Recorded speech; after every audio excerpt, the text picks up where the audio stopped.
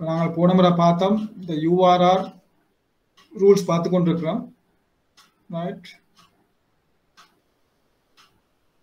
Indian presentation upload பண்ணியிருந்தது தானே இந்த நான் ப்ரெசென்ட் பண்றது.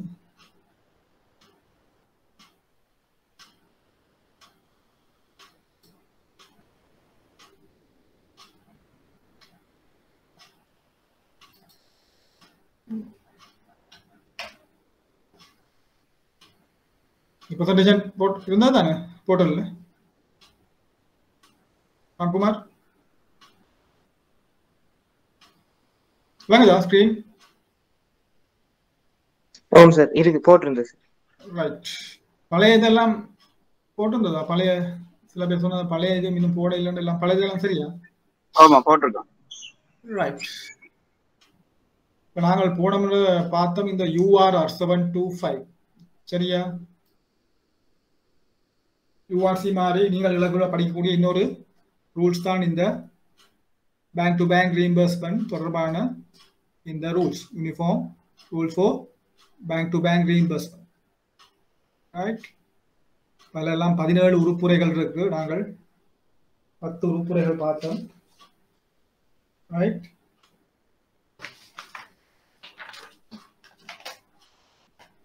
உங்களுக்கு இன்னும் இலகுவாக விளங்குறதுக்கு நான் இந்த டயக்ராத்தை போட்டேன். ரைட், இப்போ வங்கிகளுக்கு இடையிலான மீள் கொடுப்பனவு ஒழுங்குமுறை என்று சொல்லுவோம்.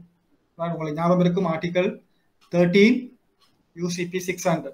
ரைட், ஆர்டிகல் 13 UCP 600 பார்த்தீங்கன்னா உங்களுக்கு தெரியும், பேங்க் டு பேங்க் ரீஇம்பர்ஸ்மெண்ட், வங்கிகளுக்கு இடையிலான மீள் கொடுப்பனவு ஒழுங்குமுறை அல்லது மீள் செலுத்தல் ஒழுங்குமுறை. சரியா? உங்களுக்கு தெரியணும் இந்த மீள் செலுத்தல் ஒழுங்குமுறை எவ்வாறு நடைபெறும் என்று. சரியா? உங்களுக்கு தெரியும், நாங்கள் எல்சி ஓபன் பண்ற நேரம், அப்ப எல்சி இஷ்யூ பண்றது இந்த வழங்கும் வங்கி, இஷ்யூயிங் பேங்க். சரியா? உங்களோட கஸ்டமர் இம்போர்ட்டர் வந்து ரிக்வெஸ்ட் பண்ண பிறகு இஷ்யூயிங் பேங்க், வழங்கும் வங்கி எல்சிய இஷ்யூ பண்ணும். ரைட், அப்ப எல்சி இஷ்யூ பண்ற நேரம் நாங்கள் பொதுவாக என்னது அந்த 4 வழிகளில் கிடைக்கத்தக்கவாறு, அதாவது sight payment, negotiation, acceptance, deferred payment. Right, UCP article 6 அமைவாக அந்த 4 வழிகளில் ஏதாவது ஒரு விதத்தில் கிடைக்கத்தக்கவாறு நாங்கள் அந்த எல்சியை இஷ்யூ பண்ணோம். அப்ப நீங்கள் சைட் எல்சியா இஷ்யூ பண்ணலாம், யூசன்ஸ் எல்சியாக இஷ்யூ பண்ணலாம். ரைட், கண்டதும் அடிப்படை அல்லது தவணை அடிப்படை.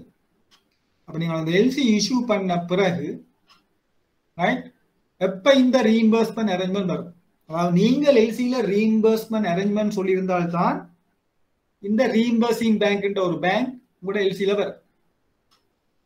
நான் சொன்ன சும்மா ரெமிட் ப்ரோசிட்ஸ், அதாவது டாக்குமெண்ட்ஸ் வந்த பிறகு நாங்கள் பே பண்ணுவோம் என்று நீங்கள் எல்சியில சொல்லியிருந்தால் இந்த ரீஇம்பர்ஸ்மெண்ட் அரேஞ்ச்மெண்ட் இருக்காது. சரியா? அப்ப எல்லா எல்சியிலையுமே ரீஇம்பர்சிங் பேங்க் இருக்காது. ரைட், எந்த ஒரு எல்சியில நீங்கள் ரீஇம்பர்ஸ்மெண்ட் அரேஞ்ச்மெண்ட் பண்றீங்களோ அந்த எல்சியில தான் நான் உங்களுக்கு காட்டினேன் ஃபீல் 53 அந்த ஷிஃப்ட் ஃபார்மட் எல்சி இஷ்யூ பண்ற MT700 பாத்தீங்களா, ஃபீல் 53 நாங்கள் ரீஇம்பர்சிங் பேங்க் போடுவோம். அது எப்ப நீங்கள் எல்சியில ரீஇம்பர்ஸ்மெண்ட் அந்த அரேஞ்ச்மெண்ட் கொடுக்குற நேரம். ஏன் ரீஇம்பர்ஸ்மெண்ட் அரேஞ்ச்மெண்ட் தேவைப்படும்? பொதுவாக ஒரு எல்சி கன்ஃபார்ம் பண்ற நேரம் கன்ஃபார்மிங் பேங்க் பொதுவாக ரீஇம்பர்ஸ்மெண்ட் அரேஞ்ச்மெண்ட் கேட்பாங்க. சரியா? இப்போ நாங்கள் எல்சி கன்ஃபார்ம் பண்ணனா அவங்க உடனே பே பண்ணி போட்டு எங்கட நொஸ்ட்ரோ அக்கௌண்ட்ல போய் கிளைம் பண்ணுவாங்க. அதே மாதிரி நீங்கள் சில பேங்க்ஸ் அவங்க ரீஇம்பர்ஸ்மெண்ட் அரேஞ்ச்மெண்ட் கொடுத்தால்தான் அவங்க எல்சிய சில நீங்க ரெஸ்ட்ரிக்ட் பண்ண நேரம் எல்சிய ஒரு நாமினேட்டட் பேங்க்குக்கு அவங்களும் ரீஇம்பர்ஸ்மெண்ட் கேட்பாங்க. அது அந்த கேள்வியை பொறுத்து நீங்கள் அந்த ரீஇம்பர்ஸ்மெண்ட் அரேஞ்ச்மெண்ட் கொடுத்தால்தான் உங்களுக்கு இந்த ரீஇம்பர்சிங் பேங்க்ன்றது எல்சியில வரும். சரியா? அப்ப அந்த மாதிரி ஒரு மீள் கொடுப்பனவு ஒழுங்குமுறை ஒன்று ஒரு எல்சிக்கு அமையும் பொழுது, சரியா, அப்ப அந்த பொறிமுறை எவ்வாறு நடைபெறும்? இது வந்து எல்சி கப்பால் நடக்கிற ஒரு பொறிமுறை. சரியா? அப்ப அதுதான் நாங்கள் தெரியும் யூஆர்ஆர்ல ஒரு ஆர்டிகல் பார்த்தோம், the reimbursement arrangement differs from credit. ஒரு எல்சியோட நீங்கள் இதை கனெக்ட் பண்ண முடியாது, அதாவது ரெண்டும் வெவ்வேறு ஒன்றுக்கொண்டு மாறான ஒழுங்குமுறை. சரியா? அப்ப இந்த ஒழுங்குமுறையின் கீழ் நீங்கள் ஒரு மீள் செலுத்தும் வங்கி, அதாவது ரீம்பர்சிங் பேங்கை நியமிப்பீங்க. சரியா? ஒரு எல்சியில யார் ரீம்பர்சிங் பேங்க்ன்றத அது உங்களோட நொஸ்ட்ரோ ஏஜென்ட். நீங்கள் யூஎஸ் டாலர் எல்சி ஓபன் பண்ணால் உங்களோட நியூயார்க்ல இருக்கிற ஏதாவது உங்களோட நொஸ்ட்ரோ அக்கௌண்ட் இருக்கிற வங்கி தான் உங்களோட ரீம்பர்சிங் பேங்க். சரியா? அப்ப நீங்கள் டாலர்ஸ்ல எல்சி ஓபன் பண்ணிட்டு வைப்போம். அப்போ உங்களோட ரீம்பர்சிங் பேங்க் உதாரணத்துக்கு ஸ்டாண்டர்ட் சார்ட்டர்ட் பேங்க் நியூயார்க்னு வைப்போம். உங்களோட reimbursing bank Standard Chartered bank New York. அப்ப நீங்கள் எல்சி இஷ்யூ பண்ற நேரம், எல்சி இஷ்யூ பண்றதா இந்த கிளைமிங் பேங்க் இருக்கு, அதுதான் உங்களோட நாமினேட்டட் பேங்க். நீங்க நியமிக்கிற வங்கி தான் ஒரு நாமினேட்டட் பேங்கா இருக்கலாம், ஒரு கன்ஃபர்மிங் பேங்கா இருக்கலாம், ரைட்? ஏதாவது ஒரு எக்ஸ்போர்ட்டட் நாட்டில் இருக்க ஒரு வங்கிக்கு தான் நீங்கள் எல்சியை அனுப்புவீங்க. சரியா? அப்ப அந்த வங்கி தான் கிளைமிங் பேங்க். சரியா? ரைட்? அதை நான் உங்களுக்கு அடுத்த கீழ் டயக்ராம்ல வடிவம் உங்களுக்கு பர்பஸ்லி நான் அந்த அரோஸை போட்டு அப்புறம் சொல்றேன்னு என்ன மாதிரி உங்களுக்கு விளங்குதாண்டு. ரைட்? அப்ப இந்த ஒழுங்குமுறையை பொறுத்த வரையில ரைட் இந்த 3 வங்கி தான் பங்கு உண்டு. வழங்கும் வங்கி, கோரும் வங்கி, மீள் செலுத்தும் வங்கி. வழங்கும் வங்கின்னா உங்களுக்கு ஏற்கனவே தெரியும், இஷ்யூங் பேங்க். கிளைமிங் பேங்க்ண்டா என்ன, ரீம்பர்சிங் பேங்க்ண்டா என்னதுன்ற URR 725 நாங்கள் ஆர்டிகல் 2ல பார்த்தோம் டெஃபினிஷன்ஸ். ரைட்? ஒவ்வொரு ரூல்ஸ்லையும் பொதுவாக ஆர்டிகல் 2 டெஃபினிஷன்ஸ். URC ஆர்டிகல் 2 பார்த்தோம் கலெக்ஷன், UCP ஆர்டிகல் 2 பார்த்தோம் எல்சி தொடர்பான டெஃபினிஷன். இப்போ URRலையும் ஆர்டிகல் 2 இந்த டெஃபினிஷன். எல்சியை வழங்குற வங்கி இஷ்யூங் பேங்க், அந்த ரீம்பர்ஸ்மெண்ட் கீழே பேமெண்ட்டை கோர்ற வங்கி தான் கிளைமிங் பேங்க். அது பொதுவாக ஏற்றுமதியாளர் நாட்டில் உள்ள வங்கி. ரீம்பர்சிங் பேங்க் உங்களோட அதிகாரம் அல்லது கோரிக்கைக்கு அமைவாக அந்த ஆவண கடிதத்தின் கீழ் கொடுப்பனவை அந்த கோரும் வங்கிக்கு மேற்கொள்ளும் வங்கி தான் இந்த ரீம்பர்சிங் பேங்க். பொதுவாக எல்சி இஷ்யூ பண்றது இஷ்யூங் பேங்க். அந்த இஷ்யூ பண்ற நேரமே நான் சொன்னேன் ஸ்விஃப்ட்ல இந்த ரீம்பர்சிங் பேங்க்குக்கு மெசேஜ் ஒன்று அனுப்புவோம். ரைட்? அதான் நாங்கள் சொல்லுவோம் ரீம்பர்ஸ்மெண்ட் ஆத்தரைசேஷன். URRல பார்த்தோம் நாங்கள் ரீம்பர்ஸ்மெண்ட் ஆத்தரைசேஷன், அதாவது மீள செலுத்துவதற்கான அதிகாரம். நீங்க தான் அந்த அதிகாரத்தை வழங்குறீங்க இந்த மீள் செலுத்தும் வங்கிக்கு. எப்படி வழங்குறீங்க? ஸ்விஃப்ட்ல இந்த MT740 ஒரு மெசேஜ் டைப் நான் உங்களுக்கு தந்திருக்கேன் கீழே சாம்பிள் மெசேஜ். அதே நேரம் உங்களோட எல்சிக்கு அமைவாக அதில் இருக்கிற இன்ஸ்ட்ரக்ஷன்ஸுக்கு அமைவாக எக்ஸ்போர்ட்டட் நாடு இருக்கிற அந்த பேங்க் எக்ஸ்போர்ட்டருக்கு பே பண்ணி போட்டு அதற்கான கொடுப்பனவை உங்களுடைய ரீம்பர்சிங் பேங்க்ல கிளைம் பண்ணும். அவங்க கிளைம் பண்றதுக்கு திருப்பியும் ஸ்விஃப்ட்ல ஒரு ஸ்பெஷல் ஃபார்மேட் MT742. சரியா? இதுல உங்களுடைய MCQல கேட்கலாம், ரீம்பர்ஸ்மெண்ட் ஆத்தரைசேஷன் ஸ்விஃப்ட்ல அனுப்புற ஃபார்மேட் மெசேஜ் டைப் என்ன? உங்களுக்கு தெரியும் MT740. அது மாதிரி கோரும் வங்கி கிளைமிங் பேங்க் ரீம்பர்சிங் பேங்குக்கு தன்னுடைய கொடுப்பனவை கோரும் பொழுது அனுப்பும் மெசேஜ் டைப் MT742. அது ரெண்டே ஞாபகத்தில் வச்சுக்கொள்ளுங்கள், MT740 and 742. அப்ப உங்களோட கிளைமிங் பேங்க் பெனிஃபிஷரி, அதாவது ஏற்றுமதியாளருக்கு பே பண்ணி போட்டு உடனே 742 அனுப்புவாங்க ரீம்பர்சிங் பேங்க். அப்ப ரீம்பர்சிங் பேங்க் 742 வந்த உடனே பார்ப்பாங்க அவங்கள்ட்ட 740 இருக்காங்க. உரிய 740 இருந்தால் அதற்கு அமைவாக கொடுப்பனவை மேற்கொண்டு உங்களுடைய கணக்கை டெபிட் பண்ணுவாங்க, கணக்கு பற்று வைத்து. சரியா? அப்போ உங்களோட ஸ்டாண்டர்ட் சார்ட்டர் நியூயார்க் அக்கௌண்ட்டை எந்த அமௌண்ட்டுக்கு அவங்க பே பண்றாங்களோ இந்த அமௌண்ட்டுக்கு டெபிட். அப்ப இதுதான் அந்த ஒழுங்குமுறை. சரியா? பார்க்க சும்மா ஒரு சிம்பிள் டயக்ராமா இருந்தாலும் இந்த ப்ரோசஸ் கம்ப்ளெக்ஸ். அதிகமா பொதுவா எவ்ரிடே பலவிதமான சிக்கல்கள் நாங்கள் நடைமுறையில இந்த ஒழுங்குமுறை கையாளும் பொழுது பலவிதமான சிக்கல்கள் பிராக்டிக்கல் இஷ்யூஸ் வருது. சரியா? ரைட். இந்த டயக்ராம் பாத்தீங்கன்னா பயனாளி உங்களோட பெனிஃபிஷியரி மேல இது உங்களோட reimbursing bank, issuing bank, claiming bank. சரியா? இப்ப இந்த முதலாவது அம்புக்குறி யாராவது சொல்லுங்க பாப்பல, என்ன முதலாவது அம்புக்குறி என்னத்தை மீன் பண்ணுது? முதலாவது அம்புக்குறி.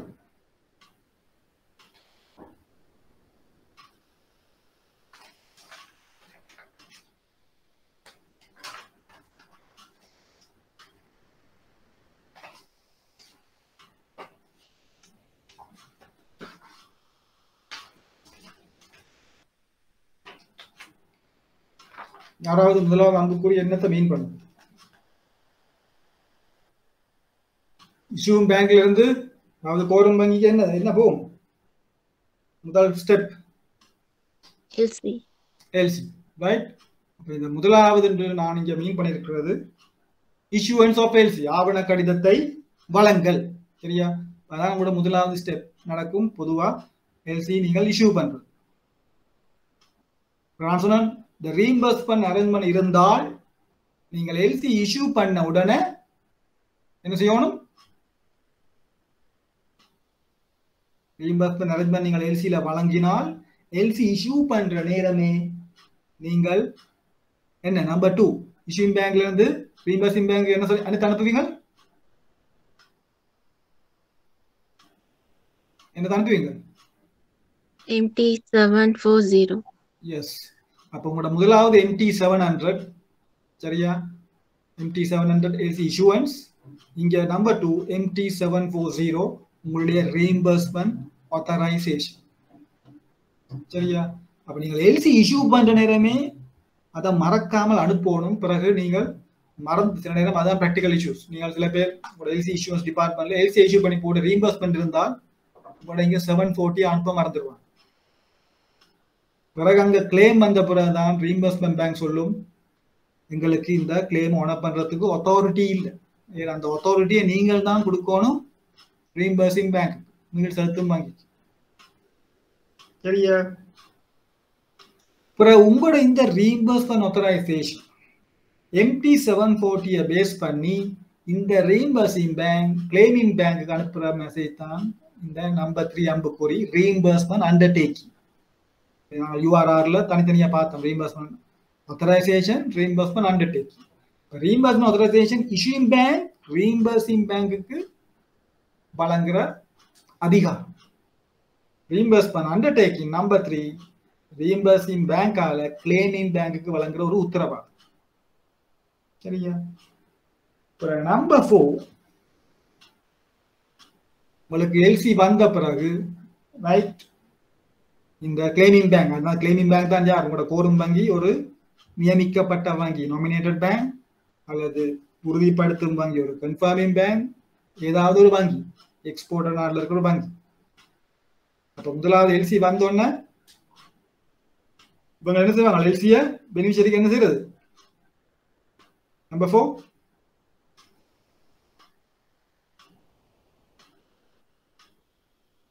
4 என்னது? என்ன நடக்கும்? பேங்க் பெனிஃபிஷரிக்கு என்ன செய்யும்? எல்சிய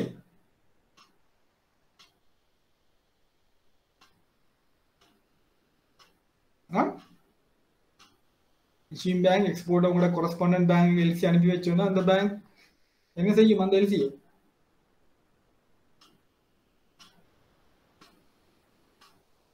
என்ன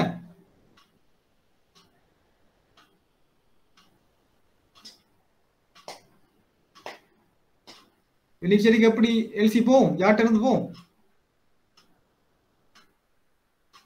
இந்த பேங்க். அதாவது இந்த பேங்க் தான் உங்களோட முதல் அட்வைசிங் பேங்கா இருந்த தொழிற்பட்டது. அவங்க இந்த எல்சியை அட்வைஸ் பண்ணும் இந்த பயனாளிக்கு, பெனிஃபிஷரிக்கு. சரியா? இங்க மேல எல்சி ப்ரோசஸ் மாதிரி நான் இங்க அட்வைசிங் பேங்க் சொல்ல இல்லை. மேல இந்த பேங்க் தானே என்னது அட்வைசிங் பேங்கா தொழிற்பட்டு இப்ப இந்த பேங்க் தான் கிளைமிங் பேங்கா தொழிற்படுது. ஏன் எல்லாமே ஒரு வங்கி. அப்ப அதே என்னது எல்சி வந்த உடனே எல்சி அட்வைஸ் பண்ணுவாங்க. சரியா? எல்சி அட்வைஸ் பண்ண பிறகு பயனாளி அந்த எல்சியை செக் பண்ணி ஓகே தன்னால் ஏற்றுக்கொள்ளக்கூடிய ஒரு எல்சி என்ன செய்வார்? அந்த எல்சி கீழே நம்பர் 5 ரைட் அந்த எல்சி கீழே டாக்குமெண்ட்ஸை ப்ரெசென்ட் பண்ணுவாங்க. அப்ப நம்பர் 5 பிரசன்டேஷன் ஆஃப் டாக்குமெண்ட்ஸ், ஆவணங்களின் சமர்ப்பிப்பு. சரியா? ஒரு பயனாளி இந்த வங்கிக்கு ஆவணங்களை சமர்ப்பித்து அந்த ஆவணங்களுக்கான பேரம் பேச நெகோசியேஷனை கேட்பார். சரியா? அந்த பேங்க்கும் தான் நெகோசியேட் பண்ண விரும்பினால் அந்த டாக்குமெண்ட்ஸை செக் பண்ணி அது ஒரு இணங்கிய சமன்பாக இருக்கும் பொழுது என்னது பெனிஃபிஷரிக்கு பேமெண்ட் செய்வாங்க. இப்ப பெனிஃபிஷரி காசு கிடைச்சிட்டு ஓகே, உங்களோட எக்ஸ்போர்ட்டருக்கு காசு கிடைச்சிட்டு, இப்ப யார் பேங்க் தண்ட காசை தான் பே பண்ணுது. இந்த கோரும் வங்கி என்னது உடனடியாக ரைட் இந்த ரீஇம்பர்ஸ்மென்ட் அண்டர்டேக்கிங் அமைவாக என்ன செய்யும், பிறகு அந்த கிளைமை அனுப்பும். சரியா, அதான் உங்களோட அந்த number 7 right, reimbursement claim right. அப்ப இங்க டாக்குமெண்ட் சப்மிட் பண்ண பிறகு இந்த கிளைமிங் பேங்க் இந்த கிளைமை மீள் செலுத்தும் வங்கிக்கு அனுப்பும். உங்களோட MT742 இந்த நம்பர் 7 MT742. இங்க இந்த நம்பர் 6ன்றது இங்க சில நேரம் இந்த ரீஇம்பர்சிங் பேங்கே உங்களோட சில நேரம் அந்த கிளைமிங் பேங்கா இருக்கலாம். அப்ப அங்க சில நேரம் டாக்குமெண்ட்ஸ் டிரெக்டா வரலாம், இல்லாட்டி அந்த ரீஇம்பர்ஸ்மென்ட் தொடர்பாக ஏதாவது மெசேஜஸ் தான் இந்த நம்பர் 6. சரியா, இது ஒரு இந்த ஃபார்ம்ல தான் நீங்கள் எல்சி ஓபன் பண்ண இடத்துல இருந்து இந்த பொறிமுறை நடக்கிறது. ரைட், பிராக்டிகலா செய்யற நேரம் உங்களுக்கு பலவிதமான வங்கிகள் ஈடுபடும். ரைட், இதான் பாத்தீங்கன்னா ஒரு சாம்பிள் MT740 ஒரு ஸ்விஃப்ட்ல பாத்தீங்கன்னா ரைட், உங்களுக்கு தெரியும் ஆர்டிகல் 6ல பார்த்தோம் 5 விடயங்கள் முக்கியமாக, அந்த 5 விடயங்கள் இங்க இருக்கும். சரியா, இப்போ மெசேஜ் டைப் 740 சென்டர்ண்டா இப்போ நீங்கள் பேங்க் ஆஃப் சிலோன் இந்த எல்சி இஷ்யூ பண்ணியிருந்தா உங்களோட ஸ்விஃப்ட் கோட் BCEYLKLX போடுவீங்க. உங்களோட centre receiver standard Chartered New York தான் உங்களோட நோஸ்ட்ரோ அக்கௌண்ட். அப்போ CBL US33 ஸ்விஃப்ட் கோடை போடுவீங்க. அப்புறம் இந்த டெக்ஸ்ட் அதில் தான் இந்த மேண்டேட்டரி ஃபீல்ட்ஸ் ஒரு 740ல கட்டாயமாக நீங்கள் போட வேண்டிய விடயம். இப்போ LC number documentary credit number கட்டாயம் எல்சி நம்பரை போடுங்க. அப்ளிகபிள் ரூல்ஸ் ரைட் சொல்லணும். URR லேட்டஸ்ட் வெர்ஷன் அதுதான் என்னது நாங்கள் பாவிக்கிற 725 URR latest version. Credit amount என்ன கரன்சி என்ன தொகை. அவைலபிள் வித் ரைட், இப்போ நீங்கள் எல்சியை இஷ்யூ பண்ணுறீங்க, அந்த எல்சி ஒரு பேங்க்குக்கு ரெஸ்ட்ரிக்ட் பண்ணுறீங்களா, இல்லாட்டி எந்த பேங்க் கன்ஃபார்ம் பண்ணது ரைட், இல்லாட்டி ஏதாவது ஒரு வங்கியிடம் உள்ளதா. சரி, நாங்கள் சில எல்சி ஓப்பன் பண்ணுவோம். அவைலபிள் வித் எனி பேங்கிங் அந்த எக்ஸ்போர்ட்டட் ஆட போடுவோம். Available with any bank in India, available with any bank in China, available with any bank in Germany. அப்போ ஏதாவது ஒரு வங்கி போய் கிளைம் பண்ணும். இல்லாட்டி நீங்கள் ரெஸ்ட்ரிக்ட் பண்ணீங்கடா இல்லை இது வந்து பேங்க் ஆஃப் சைனா அப்போ அந்த பேங்க் ஆஃப் சைனாவோட ஸ்விஃப்ட் கூட போடுங்க. ரீஇம்பர்சிங் பேங்க் சார்ஜஸ் பார்த்தோம், கிளைமா இல்லாட்டி அவரா. கிளைம்ண்டா அர்த்தம் ரீஇம்பர்சிங் பேங்க் கிளைமிங் பேங்க்ல இருந்து தங்களோட சார்ஜஸ் கிளைம் பண்ணும். இதுல OUR இல்ல 2 தான் வரும் கோட், ஒன்று CLM இல்லாட்டி OUR. அவருண்டு இருந்தால் அர்த்தம் எங்கட இஷ்யூங் பேங்க் அக்கௌண்ட் அவங்களோட சார்ஜஸையும் சேர்த்து டெபிட் பண்ணும். சரியா, அப்ப இதான் ஒரு MT740 பொதுவாக இருக்கிற ஒரு சாம்பிள் மெசேஜ். அதே மாதிரி இந்த கிளைமிங் பேங்க் அனுப்புறது இந்த MT742 ரீஇம்பர்ஸ்மென்ட் கிளைம். அங்கே உதாரணத்துக்கு பேங்க் ஆஃப் சிலோன் BCEYLKLX அனுப்புறாங்க 742 ரைட். யாருக்கு அனுப்புவாங்க, அது திருப்பி எங்கட nostro agent Standard Chartered bank New York SCBL US33 அனுப்புவாங்க. அப்போ அவங்க கிளைம் பண்ற ஒவ்வொரு அவங்களோட டாக்குமெண்ட் ரெஃபரன்ஸ் அதை போடுவாங்க. சரியா, அப்போ எங்களுக்கு டாக்குமெண்ட் திருப்பி வார நேரமும் அந்த டாக்குமெண்ட் ரெஃபரன்ஸ் தான் அந்த ரீஇம்பர்சிங் பேங்க்குக்கும் போகும். அப்புறம் நாங்கள் இஷ்யூ பண்ண எல்சி நம்பர், அப்புறம் நாங்கள் இஷ்யூ பண்ண டேட், யார் issuing bank, principal amount, charges என்ன, இது பொதுவாக ரீஇம்பர்ஸ்மென்ட் கிளைம்ல இருக்கிற விடயம். எவ்வளவு அமௌண்ட் அவங்க கிளைம் பண்றாங்க. பிறகு இப்போ பேங்க் ஆஃப் சைனா உதாரணத்துக்கு பேங்க் ஆஃப் சைனா ஸ்டாண்டர்ட் சார்ட்ல இருந்து நீ கிளைம் பண்றாங்க. சரியா, அப்ப அவங்க கிளைம் பண்ணி சொல்லணும் தங்களோட எந்த அக்கௌண்ட்டுக்கு காசு போகணும். ரைட், அப்போ Standard Chartered New York sorry bank of Ceylon தான் நினைப்பீங்க. பேங்க் ஆஃப் சிலோன் தான். பேங்க் ஆஃப் சிலோன் சொல்லும் எங்கட account with Citibank New York. Bank of Ceylon account Citibank நியூயார்க்ல இருக்கு. பேங்க் ஆஃப் சிலோன் சொல்லும் ஸ்டாண்டர்ட் சார்ட்டருக்கு கிளைம் அனுப்பி எங்கட அக்கௌண்ட் நம்பரை போட்டுட்டு சிட்டி பேங்க் நியூயார்க்ல இருக்க எங்களோட அக்கௌண்ட்டை கிரெடிட் பண்ண சொல்லும். சரியா? அக்கௌண்ட் வித் பேங்க் இதுல சிட்டி பேங்க் நியூயார்க்ன்ற ஸ்விஃப்ட் கோட் இருக்கும். பெனிஃபிஷரி பேங்க் இதுல பேங்க் ஆஃப் சிலோன் அக்கௌண்ட் நம்பரும் பேங்க் ஆஃப் சிலோன் ஸ்விஃப்ட் கோடும் இருக்கும். சரியா? இது இந்த மாதிரி உங்களுக்கு விளங்குறதுக்காக இந்த சாம்பிள் மெசேஜை கொடுத்தேன். யூஆர்ஆர்ல நாங்கள் பார்த்தோம் போன முறை 10 ரூல்ஸ்.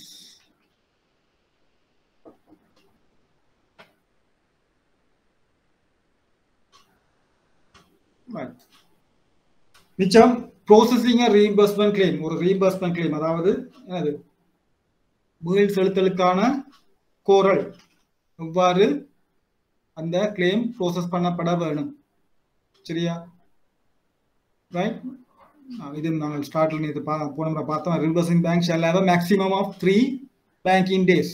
அப்ப ரீஇம்பர்சிங் பேங்க்குக்கு ஒரு கிளைம் வந்த உடனே நான் சொன்னேன் கிளைம் வந்து அதை தொடர்ந்து மேக்சிமம் 3 வங்கி நாட்களுக்குள் அந்த கிளைமை ரீஇம்பர்சிங் பேங்க் பண்ணுவோம். சரியா? மேக்சிமம் அந்த ரீஇம்பர்சிங் பேங்க்குக்கு 3 பேங்கிங் டேஸ் கொடுத்துருக்கு. சரி, அப்போ இந்த நாட்கள் கவனமாக உங்களுக்கு எம்சிக்யூல ஆன்சர் பண்றதுக்கு தெரிஞ்சிருக்கும். யூசிபியில் நாங்கள் பார்த்தோம் டாக்குமெண்ட் செக் பண்றதுக்கு 5 banking days following the receipt of documents. இங்க 3 banking days following the day of receipt of the reimbursement claim. சரியா? reimbursing பேங்க்குக்கு maximum 3 banking days உள்ளது. ரைட்.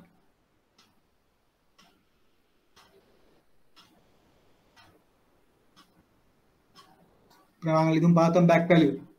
ரைட். ரீஇம்பர்சிங் பேங்க் ஒரு நாளும் பேக் வேல்யூ பண்ணி உங்களோட ரீஇம்பர்ஸ்மெண்ட்டை ஆனர் பண்ணாது. சரியா? உண்மையில இந்த ரீஇம்பர்ஸ்மெண்ட் கிளைம்ஸை பார்த்தீங்கன்னால் right issuing bank LC issue பண்ண உடனே ரீஇம்பர்ஸ்மெண்ட் ஆத்தரைசேஷனை அனுப்பி வைக்கும். ரைட். அதே மாதிரி கிளைமிங் பேங்க் தாங்கள் அந்த இணங்கிய சமர்ப்பிப்புக்கு அமைவாக அந்த டாக்குமெண்ட்ஸுக்குரிய பெறுமதியை எக்ஸ்போர்ட்டருக்கு பே பண்ணி போட்டு உடனே கிளைம் பண்ணுவாங்க. சரியா? அப்போ 740 அனுப்பாமல் அதனால வர தாமதத்துக்கு ரீஇம்பர்சிங் பேங்க் பொறுப்பு கூறாது. சரியா? அப்ப இங்க அந்த சந்தர்ப்பத்தில் சில நேரம் அந்த உரிய திகதியில ரீஇம்பர்சிங் பேங்க் கிளைமிங் பேங்க்கு பேமெண்ட் செய்யாது. அப்ப கிளைமிங் பேங்க் கேட்பாங்க இல்ல எங்களுக்கு 10 செப்டம்பர் இந்த பேமெண்ட் வரும்.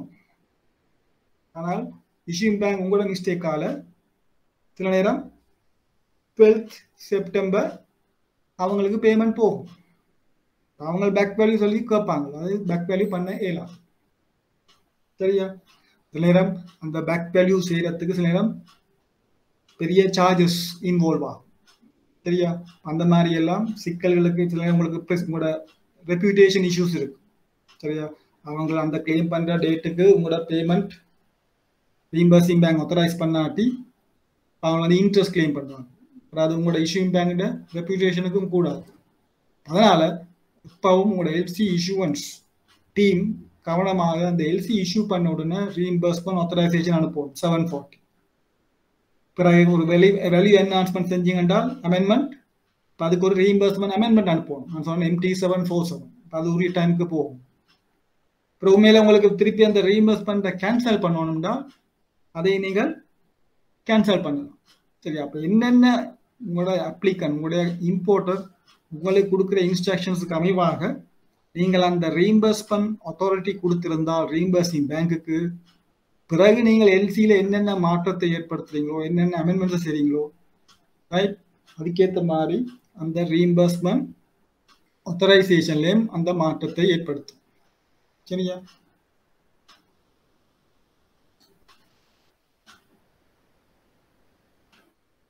Right? The reimbursement claim should not be presented to the reimbursing bank more than 10 banking days. சரி, இப்ப reimbursement undertaking கொடுபட்டிருக்கு உங்களுடைய நோஸ்டோ அக்கௌண்டால கிளைமிங் பேங்க். சரியா? அப்ப அதுக்காக கிளைமிங் பேங்க் முன்கூட்டியே போய் சும்மா கிளைமை லான்ச் பண்ணலாம். சரியா? அந்த 10 நாட்கள் இடைவெளிக்குள்ளதான் அந்த ரீஇம்பர்சிங் பேங்குக்கு உங்களோட கிளைமா அனுப்பும். உதாரணத்துக்கு உங்களோட ஒரு யூஸ் அண்ட் செல்சியா இருக்கலாம். அப்போ அந்த யூஸ் அண்ட் செல்சி 25 செப்டம்பர் உங்களுக்கு அந்த மேச்சூர் டே டியூ ஆகும். இப்போ 25 செப்டம்பர் உங்களுக்கு பேமெண்ட் வரும். அப்போ கிளைமிங் பேங்க் இப்போ 25 செப்டம்பர் என்றால் இந்த 10 நாட்களுக்கு முதல், இந்த 10 நாட்களுக்குள் ரைட், ஒரு 18 செப்டம்பரோ இல்லாட்டி ஒரு 20 செப்டம்பரோ நீங்கள் அந்த கிளைம் ரீஇம்பர்ஸ்மெண்ட் கிளைம் அனுப்பலாம். அப்போ 25 செப்டம்பர் நீங்கள் கிளைம் பண்ணுறதுக்குரியது நீங்கள் 1 செப்டம்பரே அனுப்புறதுல பிரயோசனம் இல்லை. சில நேரம் அதை அவங்க டிஸ்ரிகார்ட் பண்ணுவாங்க. சரியா? இப்போ அதான் நீங்கள் சொல்லியிருக்க அந்த 10 பேங்கிங் டேஸ். சரியா?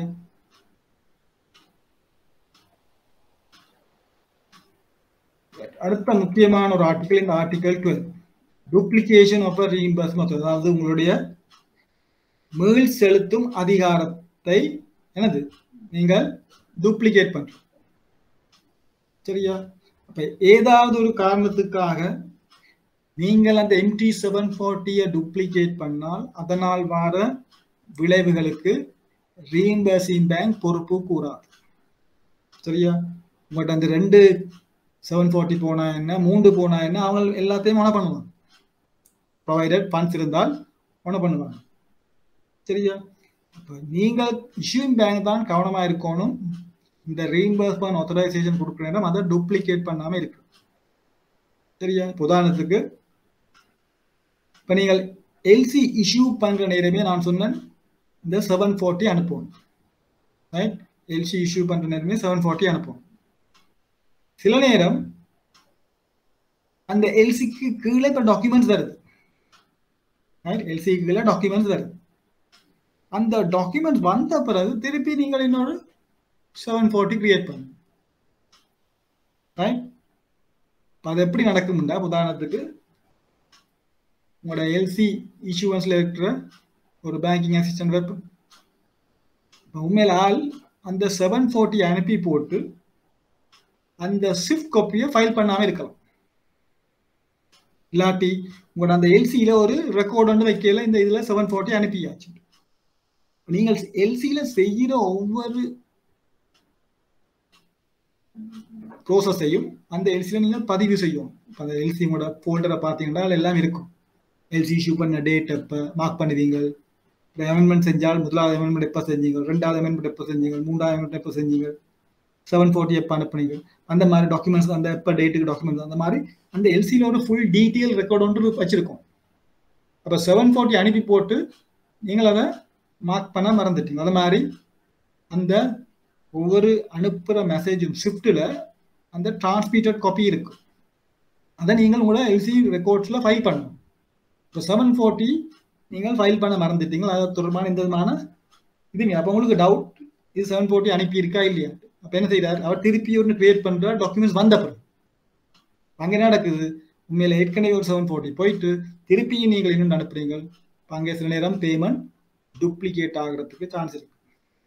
அந்த மாதிரி சந்தர்ப்பங்கள்ல ரீஇம்பர்ஸ்மெண்ட் பேங்க் பொறுப்பு கூடும். இது ஒரு மிக முக்கியமான ஒரு ஆர்டிக்கல், ஞாபகத்தில் வச்சுக்கொள்ளுங்கள். ஆர்டிக்கல் 6 சொன்னேன். சில ஆர்டிகல்ஸ் மிக முக்கியம், அடிக்கடி உங்கள்கிட்ட கேள்விகள் கேட்கும்.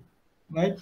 Article 6, article 9 URR, article 6, article 9 மேல பார்த்தோம். பிறகு இருக்கா ஆர்டிகல் 7 எக்ஸ்பைரி ரீஇம்பர்ஸ்மெண்ட் ஆத்தரைசேஷனுக்கு நாங்கள் பொதுவாக காலவாதியாகும் திகதி போடுறது இல்லை. சரியா? ஸோ ஆர்டிகல் 6, 7, 6 9 பார்த்தீங்கன்னா கம்பேர் பண்ணி படிக்கணும். 6 உங்களோட issuance of reimbursement authorization or amendment. Right? நல்ல கூற விடயங்கள் நாங்கள் பார்த்தோம், அந்த 5 விடயங்கள், இந்த 5 விடயங்கள். ரைட்? அது மாதிரி ஆர்டிகல் 9 சேம் திங், பட் என்னது ரீஇம்பர்ஸ்மெண்ட் அண்டர்டேக்கிங். ரைட்? அதே விடயங்கள் தான் reimbursement undertaking. Additionally usance bill என்றால் இந்த 3 விடயங்கள். அது மாதிரி ஆர்டிகல் 6லையும் ஆர்டிகல் 9லையும் யூசன்ஸ் எல்சி என்றால் உங்களுக்கு தெரியும், அங்கே டிராப்ஸ். ரைட்? அந்த 3 விடயங்கள் மேலதிகமாக உங்களுக்கு தெரியும்.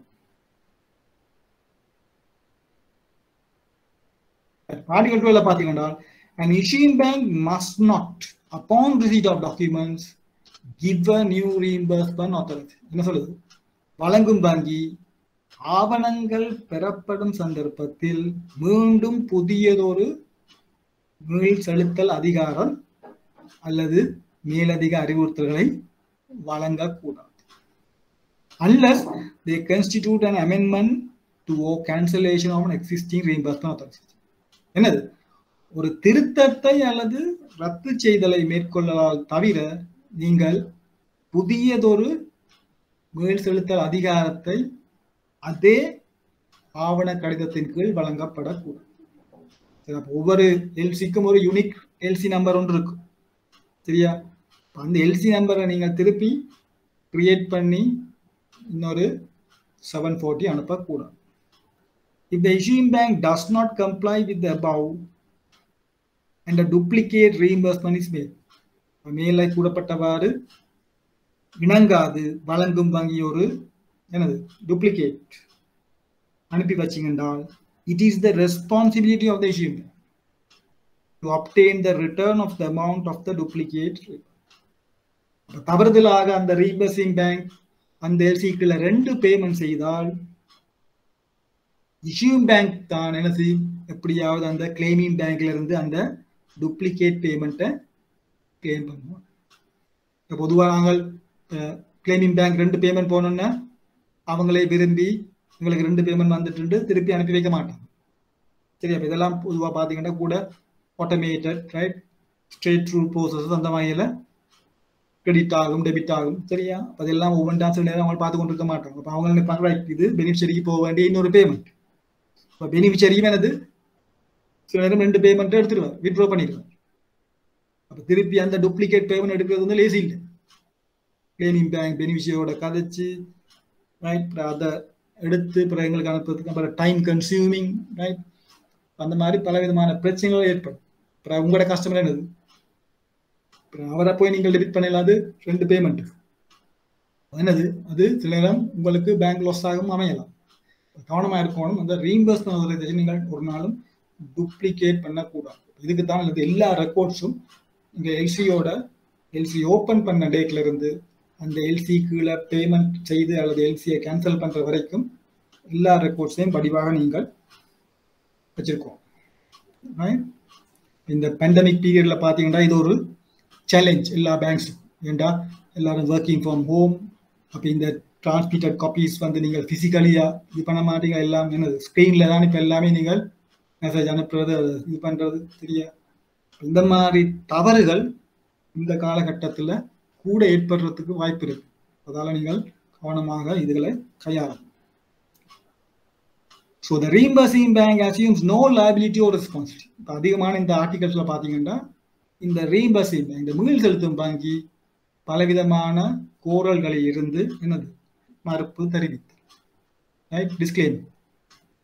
யூஆர்சியில் பார்த்தீங்கன்னா எல்லா பேங்க்ஸுமே பொதுவாக தங்களுடைய அந்த பொறுப்புகள்ல இருந்து கோரல் மறுக்கு டிஸ்க்ளைம். இங்க அதிகமான இது இஷ்யூங் பேங்கோட தலையில தான் மாறுது.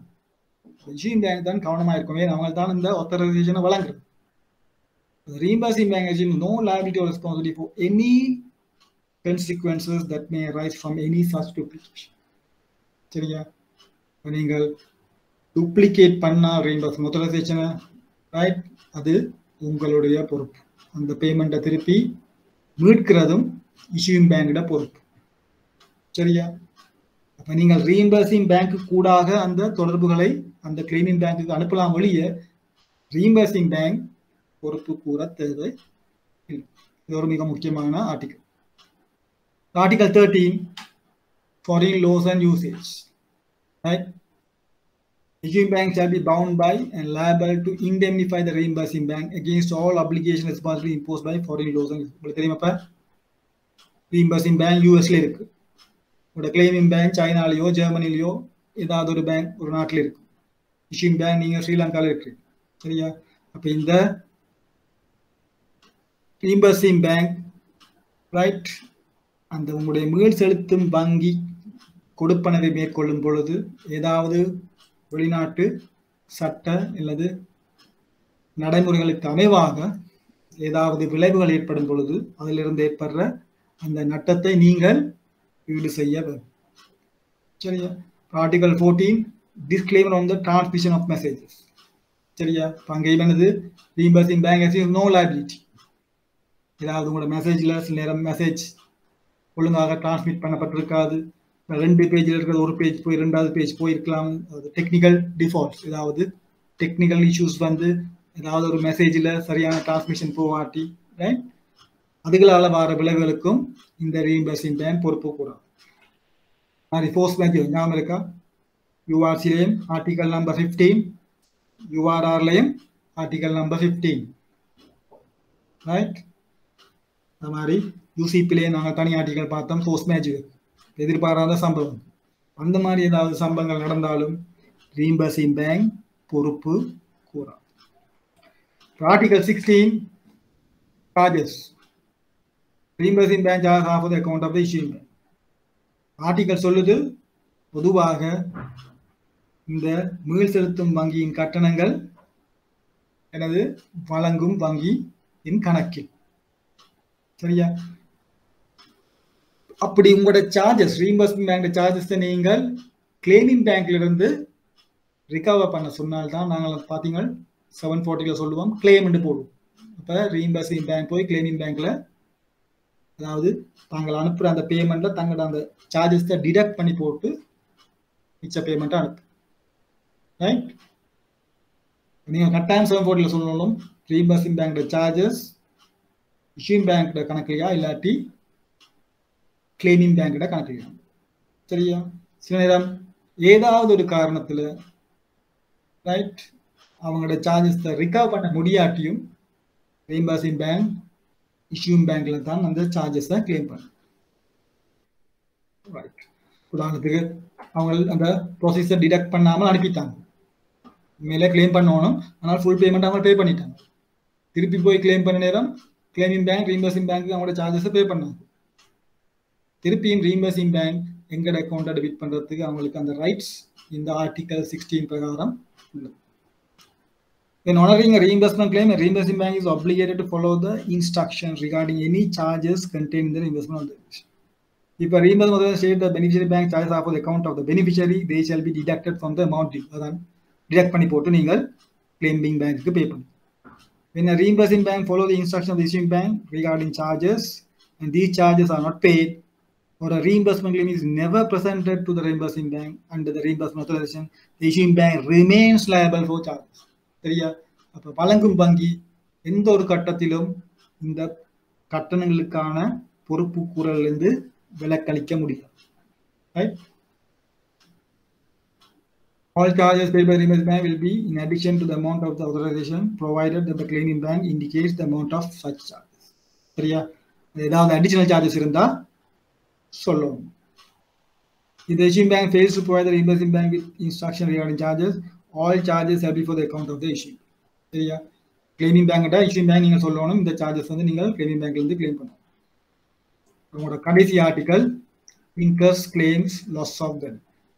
ஏதாவது ஒரு காரணத்துக்காக கொடுப்பனவு உரிய திகதியில் கொடுப்பனவு மேற்கொள்ளாத பொழுதோ அல்லது ஏதாவது எக்ஸ்சேஞ்ச் ரேட்டால வர அந்த ஃபிளக்சுவேஷன்ஸ், அப்படி ஏதாவது ஒரு காரணத்துக்காக கோரும் வங்கிக்கு ஏதாவது ஒரு நட்டம் ஏற்படும் பொழுது அதையும் இஷ்யூயிங் பேங்க் தான் நிவர்த்தி செய்யணும். எப்ப உண்மையில அந்த தவற ரீஇம்பர்சிங் பேங்க் பண்ணாது.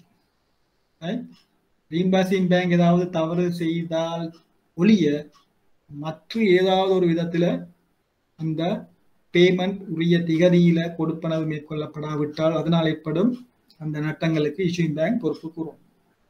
சரியா?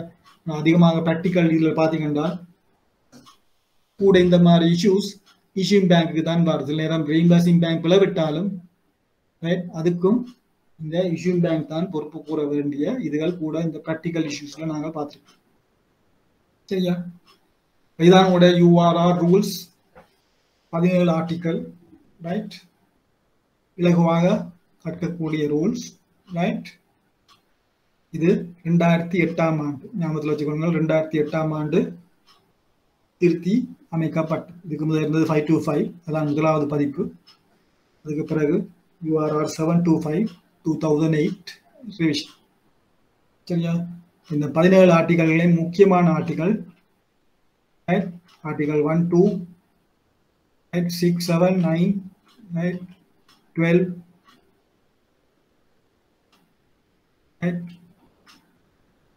15, 16, 17 இதுகளை கொஞ்சம் வடிவா பார்த்துக்கணும். ரைட்?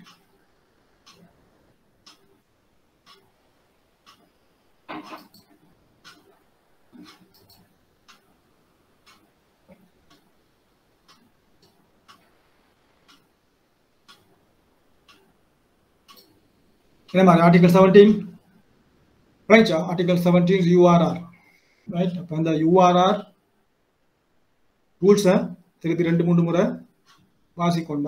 வாசிக்கத்தான் உங்களுக்கு அந்த ரூல்ஸ்ல என்ன சொல்லியிருக்குன்னு தெரியும். அப்போ இதுவும் பெரிய கஷ்டம் இல்லை. யூசிபி URDGயோட ஒப்புற நேரம் URR எளிதான ரூல்ஸ். அது உங்களோட எக்ஸாம்லையும் ஆகக்கூடியது ஒரு 1-2 கேள்வி தான் URRல வருது. ஒன்று MCQல ஒரு கேள்வியாக வரலாம், இல்லாட்டி ஒரு எஸ்ஏ கேள்வியில ஒரு 5 மார்க்ஸுக்கு ஒரு கேள்வியாக வருது. ரைட்? URR தனி கேள்வி வாரத்துக்கு உங்களுக்கு அந்த அளவுக்கு இந்த ரூல்ஸ் உங்களுக்கு பிரயோகிக்க பாஸ்வேர்ட்ஸ்ல வந்தது. ரைட்? 2021 கேள்வி விளங்குதா? 2021 ஜனவரி கேள்வி விளங்குதா?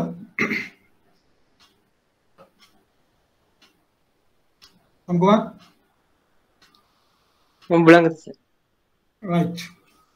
நாணய கடிதங்கள் பற்றிய ICC வெளியீடு இலக்கம் 725 URR 725 கீழுள்ள வங்கிக்கு வங்கி மீள் கொடுத்தலுக்கான சீரான விதிகளின் bank to bank reimbursement 6D உறுப்புரை 6D படி ஒரு மீள் கொடுப்பனவு அதிகாரம் அளித்தல் சில தகவல்களை கட்டாயம் எடுத்துரைக்க வேண்டும். நாணய கடித இலக்கம், நாணயம் மற்றும் தொகை அவ்வாறான 2 தகவல்கள் ஆகும்.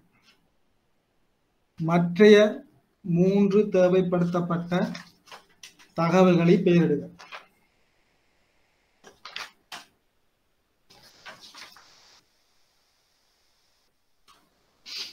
என்ன சார்?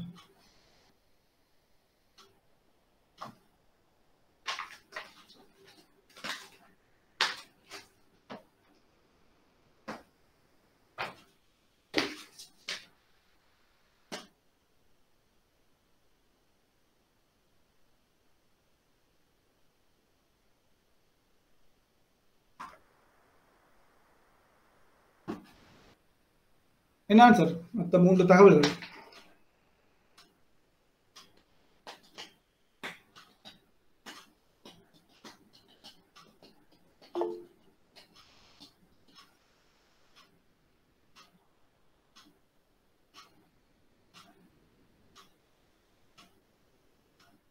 சொல்லுங்க பாப்போம். 2 தந்திருக்கு, எல்சி நம்பரும் கரன்சி அமௌண்ட். மற்ற 3 விடயங்கள் என்ன?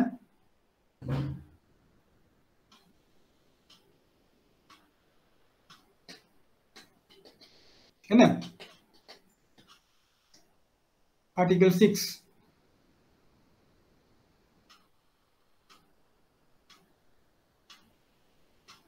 ராம்குமார் சொல்லுங்க பாப்போம்.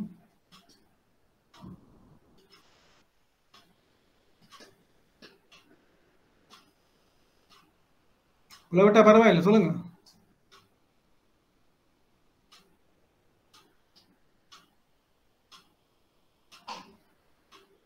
கேக்குதா?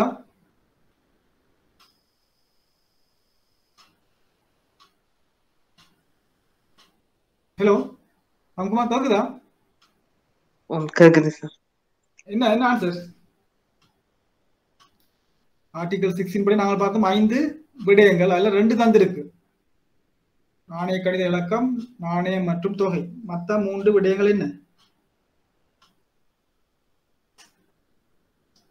வேற யாராவது? சந்தோஷினி, உஷாந்தினி, ஒருத்தரையும் சத்தத்தை காணும். கேள்விகள் செய்ய நேரம் தான் உங்களுக்கு தெரியும் என்ன மாதிரி படிச்சதை பிரயோகிக்கின்றது. என்ன ஒருத்தருக்கும் தெரியலையா?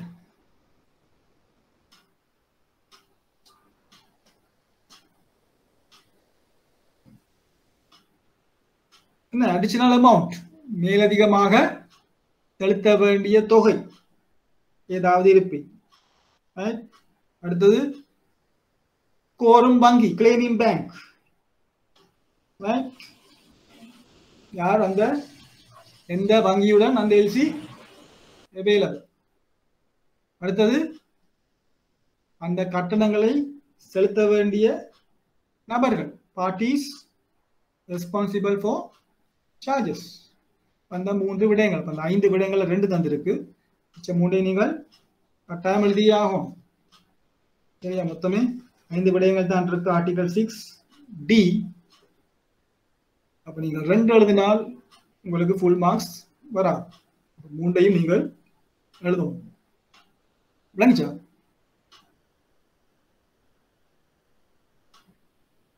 என்ன ஒருத்தரையும் சத்தத்தை காணும். குலேந்திரன் தரவா? மனுஷா இல்ல மாலதி, மாலதி ஓகேயா? கொஞ்சம் ட்ரேட் கொஞ்சம் மெனக்கிடணும், அதாவது ரூல்ஸ் கொஞ்சம் திருப்பி திருப்பி பார்க்கத்தான் உங்களுக்கு மனதில் பதியும். URR ஆர்டிகல் 6 பிரகாரம் 5 விடயங்கள், அதில் 2 தந்திருக்கு. மிச்சம் 3 கேட்டிருக்கு. சரியா? உங்களுக்கு சரியா பாயிண்ட்டுக்கு தெரியும். யூசிபியில் ஆர்டிகல் 38 டிரான்ஸ்ஃபரபிள் கிரெடிட்ல என்ன 5 விடயங்களை நாங்கள் குறைக்கலாம் அல்லது கொண்டு வரலாம். அந்த 5 விடயங்கள் கட்டாயம் தெரியும். சரியா? இந்த மாதிரி இதுகள் நீங்கள் கட்டாயம் பாடமாக்கியே தீரும். அங்கே எக்ஸாம் ஹாலில் போயிருந்து கொண்டு யோசிக்க இயலாது என்ன அந்த 2வது எது 3வது எது 4வது. இது சில இதுகள் இப்போ நாங்கள் இன்றைக்கு பார்ப்போம், சில கன்செப்ட்ஸ். அதுகளை நான் சொல்றதை விளங்கப்படுத்தி நீங்கள் மனதில் வச்சு எழுதலாம். ஆனால் இதுகள் என்னது நீங்கள் கட்டாயம் உங்களோட ஃபிங்கர் டிப்ஸில் இருக்கும். ரைட்? இந்த ஆர்டிக்கல்ல என்னென்ன விடயங்கள் இருக்கு, இந்த ஆர்டிக்கலின் படி எத்தனை பேங்கிங் டேஸ், இந்த ஆர்டிக்கலின் படி எத்தனை பேங்கிங் டேஸ், அதுகள் நீங்கள் வேற வழியில கட்டாயம் பாடமாகி வச்சிருக்கோம். ரைட்? ரைட். அடுத்த கேள்வி 2019 March 4, question number 4. URR 725 கீழ் நாணய கடிதத்தின் காலவாதியாகும் திகதி மீதான மீள்கொடுத்தல் மேற்கொள்ளும் வங்கியின் கடப்பாட்டை கூறுக.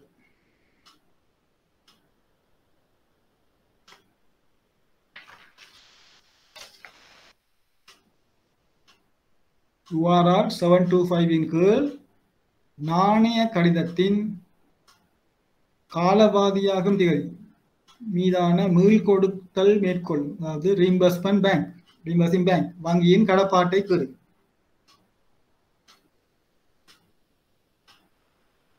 யாராவது?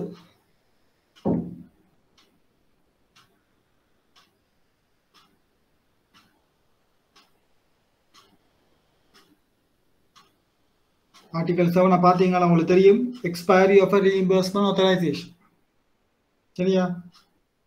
அங்க ரீஇம்பர்சிங் பேங்க்குக்கு என்னது, எக்ஸ்பைரி டேட் தொடர்பாக எந்த விதமான பொறுப்பு கூறலும் இல்லை. அதான் பாத்தீங்கன்னா ஆர்டிகல் 6லயோ 9லயோ expiry date is not a material. அந்த 5 விடயங்கள் என்னது, எக்ஸ்பைரி டேட் உள்வாங்கப்படவில்லை. பொதுவாக இந்த reimbursement claims open. Right? Reimbursement claim வார நேரம் அவங்க பே பண்ணுவாங்க. சரியா? அப்ப ஆர்டிக்கல் உங்களுக்கு சொல்லுது, அந்த மாதிரி காலவாதியாகும் திகதி தொடர்பாக மீள் செலுத்தும் வங்கிக்கு எந்த விதமான கடப்பாடும் இல்லை. அப்படி ஒரு எக்ஸ்பைரி டேட், அதாவது காலவாதியின் திகதியை நீங்கள் மென்ஷன் பண்ணியிருந்தால் ரீஇம்பர்சிங் பேங்க் அந்த டேட்டை டிஸ்ரிகார்ட் பண்ணும். சரியா?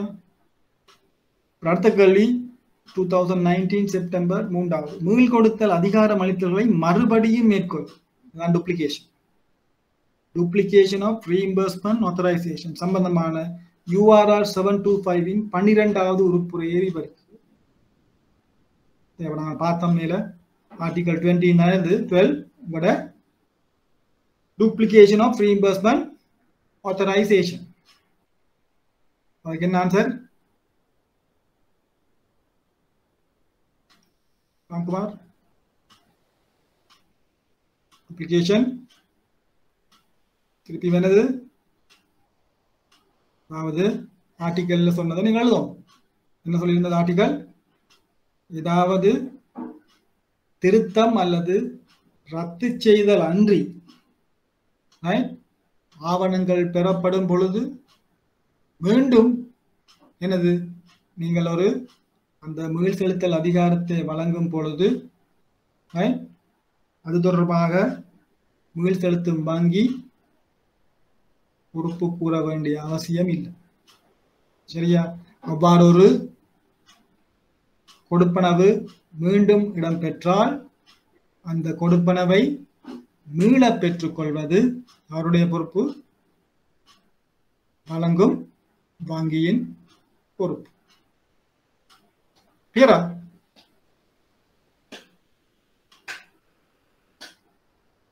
ஓகே. ஸோ 17 ஆர்டிக்கல், இந்த ஆர்டிகல்ஸ் எல்லாம் திருப்பி திருப்பி கேள்வி வரும். அதுலேயும் 6, 9, 12, 7 இதெல்லாம் கூட வரக்கூடிய சாத்தியமும் உங்களுக்கு கூட இருக்கு. சரியா? இதெல்லாம் என்னது பெரிய கஷ்டம் இல்லை. திருப்பி கொஞ்சம் கொஞ்சம் திருப்பி திருப்பி அதை நீங்கள் ரிவைஸ் பண்ணோம். இந்த எம்சிக்யூ சொல்லுங்கள் என்னவா?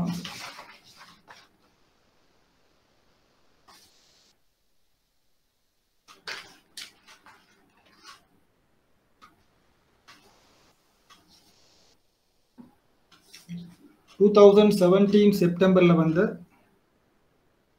முதலாவது கேள்வியில 5வது நான் வாசிக்கிறேன். ஆவண கொடுகடன்களின் கீழ் வங்கிக்கு வங்கி மீளளித்தலுக்கான சீரான விதிகளின் உறுப்புரை 6D article 6D of uniform rules for bank to bank reimbursement. இதன்படி மீளளித்தல் அதிகாரம் வழங்கப்படுவதில் பின்வருவனவற்றில் எது கட்டாயமாக கூறப்பட வேண்டியதில்லை. ரைட்? ஆனா நாணயமும் தொகையும் ஆவண்ணா செலுத்த வேண்டிய மேலதிக தொகை ஈனா காலவாதியாகும் திகதி இயன்னா கொடுகடன் இலக்கம்.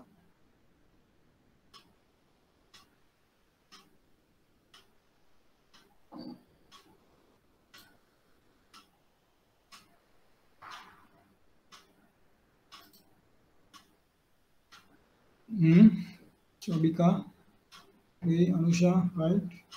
Okay, 3. அதாவது ஈனா காலவாதியாகும் திகதி.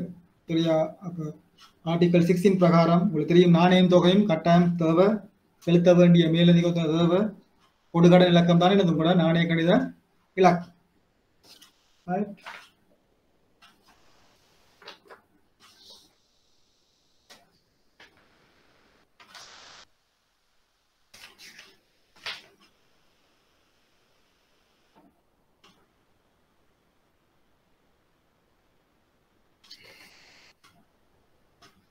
For 2018 மார்ச் முதலாவது கேள்வியில 5வது நாணய கடிதங்கள் என அழைக்கப்படும் ஆவண கடன்களின் டாக்குமெண்ட் கிரெடிட்ஸ் கீழ் வங்கிக்கு வங்கி மீளளிப்புகளுக்கான பேங்க் டு பேங்க் ரீஇம்பர்ஸ்மென்ட்ஸ் சீராக்கப்பட்ட விதிகள் URR 725 இன் உறுப்புரை 9B அமைய ஒரு வழங்கும் வங்கி இஷ்யூயிங் பேங்க் மீள் செலுத்தும் வங்கிக்கு ரீஇம்பர்ஸ்மென்ட் பேங்க் ஒரு மீள் செலுத்தலுக்கான உத்தரவாதத்தை ரீஇம்பர்ஸ்மென்ட் அண்டர்டேக்கிங் வழங்குமாறு வேண்டுகோள் விடுக்கும் பொழுது பின்வருவனவற்றுள் எதை கட்டாயம் கூற தேவையில்லை. ஆனா நாணயமும் தொகையும் ஆவண்ணா கொடுப்பனவு செய்யப்பட வேண்டிய மேலதிக தொகை ஈனா காலவாதியாகும் திகதி இயன்னா கடிதத்தின் கடனின் இலக்கம். முதல் பேப்பர்ல பார்த்தோம் ஆர்டிகல் 6 எது கூறப்படாத விடை. திருப்பியும் இந்த பேப்பர்ல ஆர்டிகல் 9 அதே மாதிரி கேள்வி அதே மாதிரி ஆன்சர்ஸ் தந்திருக்கு. ரெண்டுக்கும் ஒரே ஆன்சர் என்ன? Expiry date. இந்த எக்ஸ்பைரி டேட்ன்றத உங்களுக்கு ஞாபகத்தில் இருக்கும். சில நேரம் ஆர்டிகல் 6 9 ஆண்டு உங்களுக்கு குழப்பம் இருந்தாலும் ஞாபகத்தில் வச்சுக்கொள்ளுங்கள். ரீஇம்பர்ஸ்மெண்ட் ஆத்தரைசேஷன்லயோ இல்லாட்டி ரீஇம்பர்ஸ்மெண்ட் அண்டர்டேக்கிங்லயோ expiry date is not a material fact. சரியா? காலவாதியாகும் திகதியை பற்றி நீங்கள் கவலைப்பட தேவையில்லை. சரியா? இப்போ யூஆர்ஆர் 725 உங்களுக்கு கிளியர் என்று நம்புறேன். ரைட்? திருப்பி 2-3 முறை இருக்கா ஆர்டிகல்ஸை வாசிங்க. அப்பதான் உங்களுக்கு மனதில் பதியும் ஆர்டிக்கல் என்ன சொல்லியிருக்கும். ரைட்? ஸோ நாங்கள் URC 522 Incoterms 2020 UCP 600 URR 725 right? ஒரு எல்சியோட வந்து ஒரு ஜெனரல் கேள்வி கேட்கிறேன்.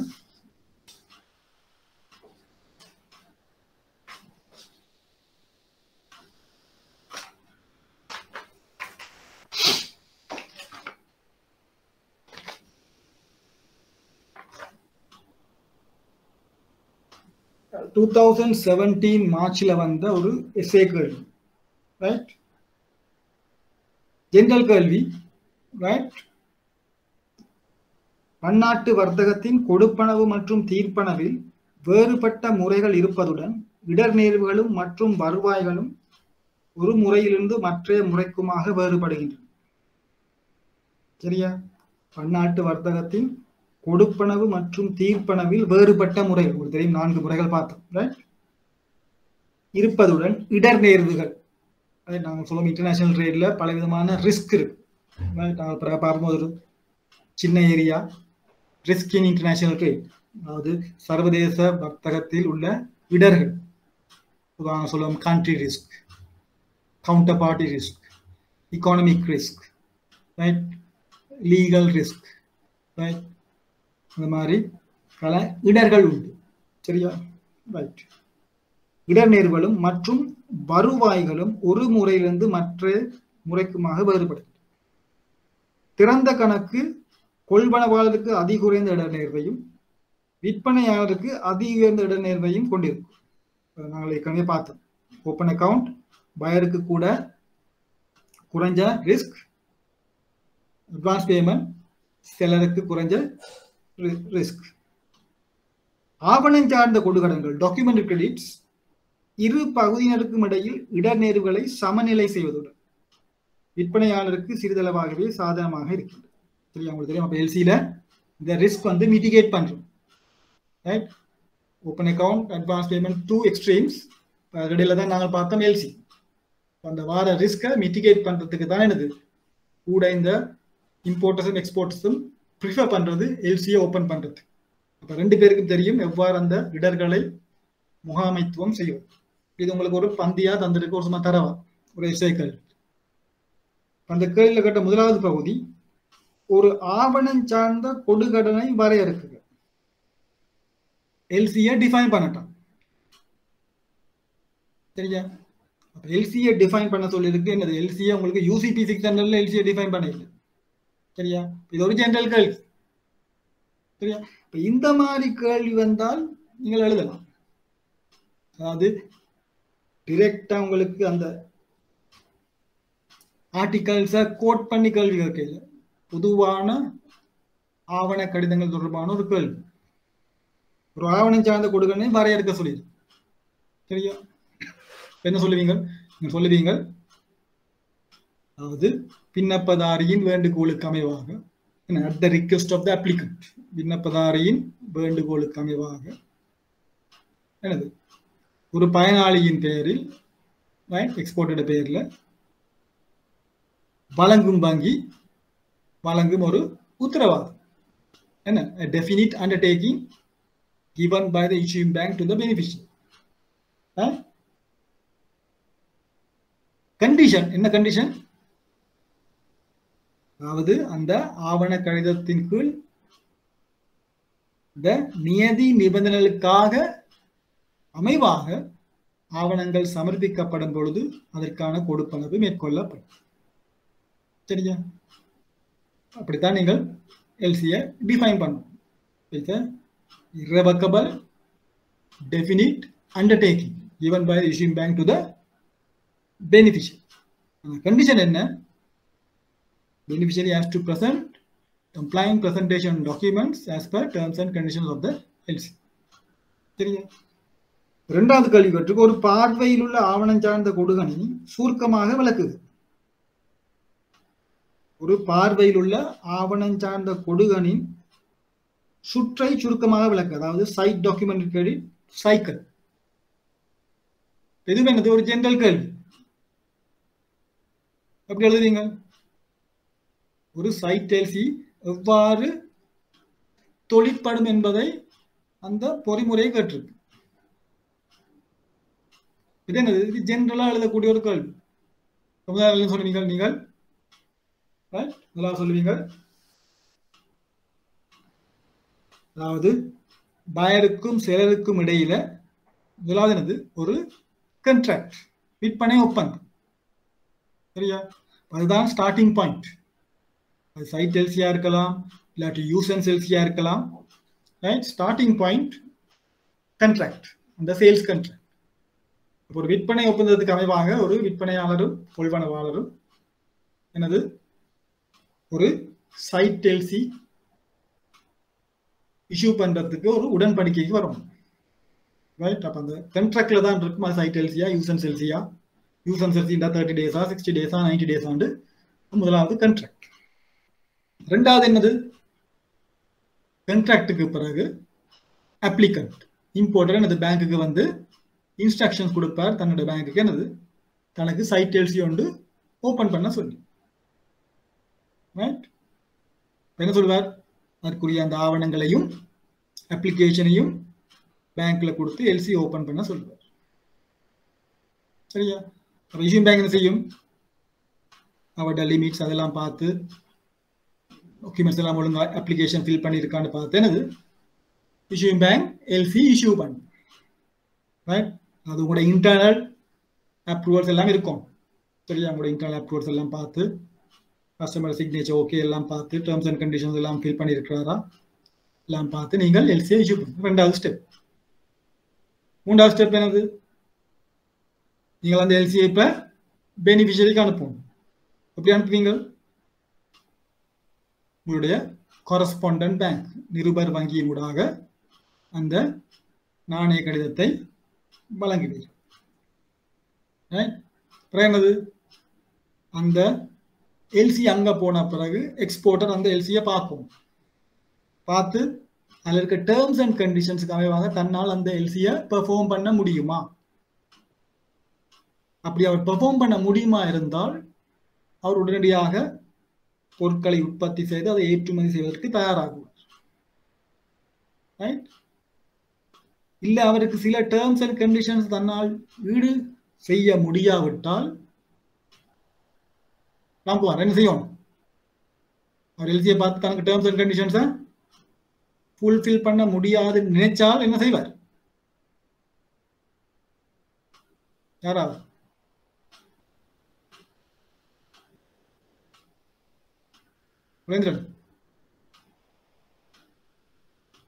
டேர்ம்ஸ் அண்ட் கண்டிஷன்ஸை வாசி பார்த்து போட்டு தன்னால இதுக்கு அமைவாக டாக்குமெண்ட்ஸ் ப்ரெசென்ட் பண்ண கஷ்டம் அப்படின்னு அவர் நினைச்சால் என்ன செய்யணும்? அவர்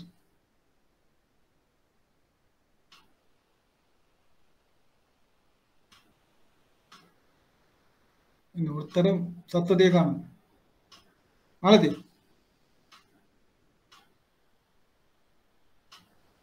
வேற ஒரு பேமெண்ட் மெத்தட்க்கு போலாமா சார்? அவருக்கு எல்சி போயிட்டு கைக்கு எல்சி போன பிறகுதான் அவர் அதுக்கேற்ற மாதிரி டாக்குமெண்ட் சப்மிட் பண்ணணும். அப்ப நீங்கள் உங்களோட அப்ளிகன்ட் போட்ட டேர்ம்ஸ் அண்ட் கண்டிஷன்ஸை தன்னால் ஏதாவது ஒரு கண்டிஷனையோ இல்லாட்டி ஒரு டாக்குமெண்ட்டையோ வழங்க முடியாதுன்னு அவர் நினைச்சால் அவர் என்ன செய்யணும்? எல்சி கேன்சல் பண்ண இயலாது சார். கேன்சல் இல்ல, என்ன செய்யலாம்?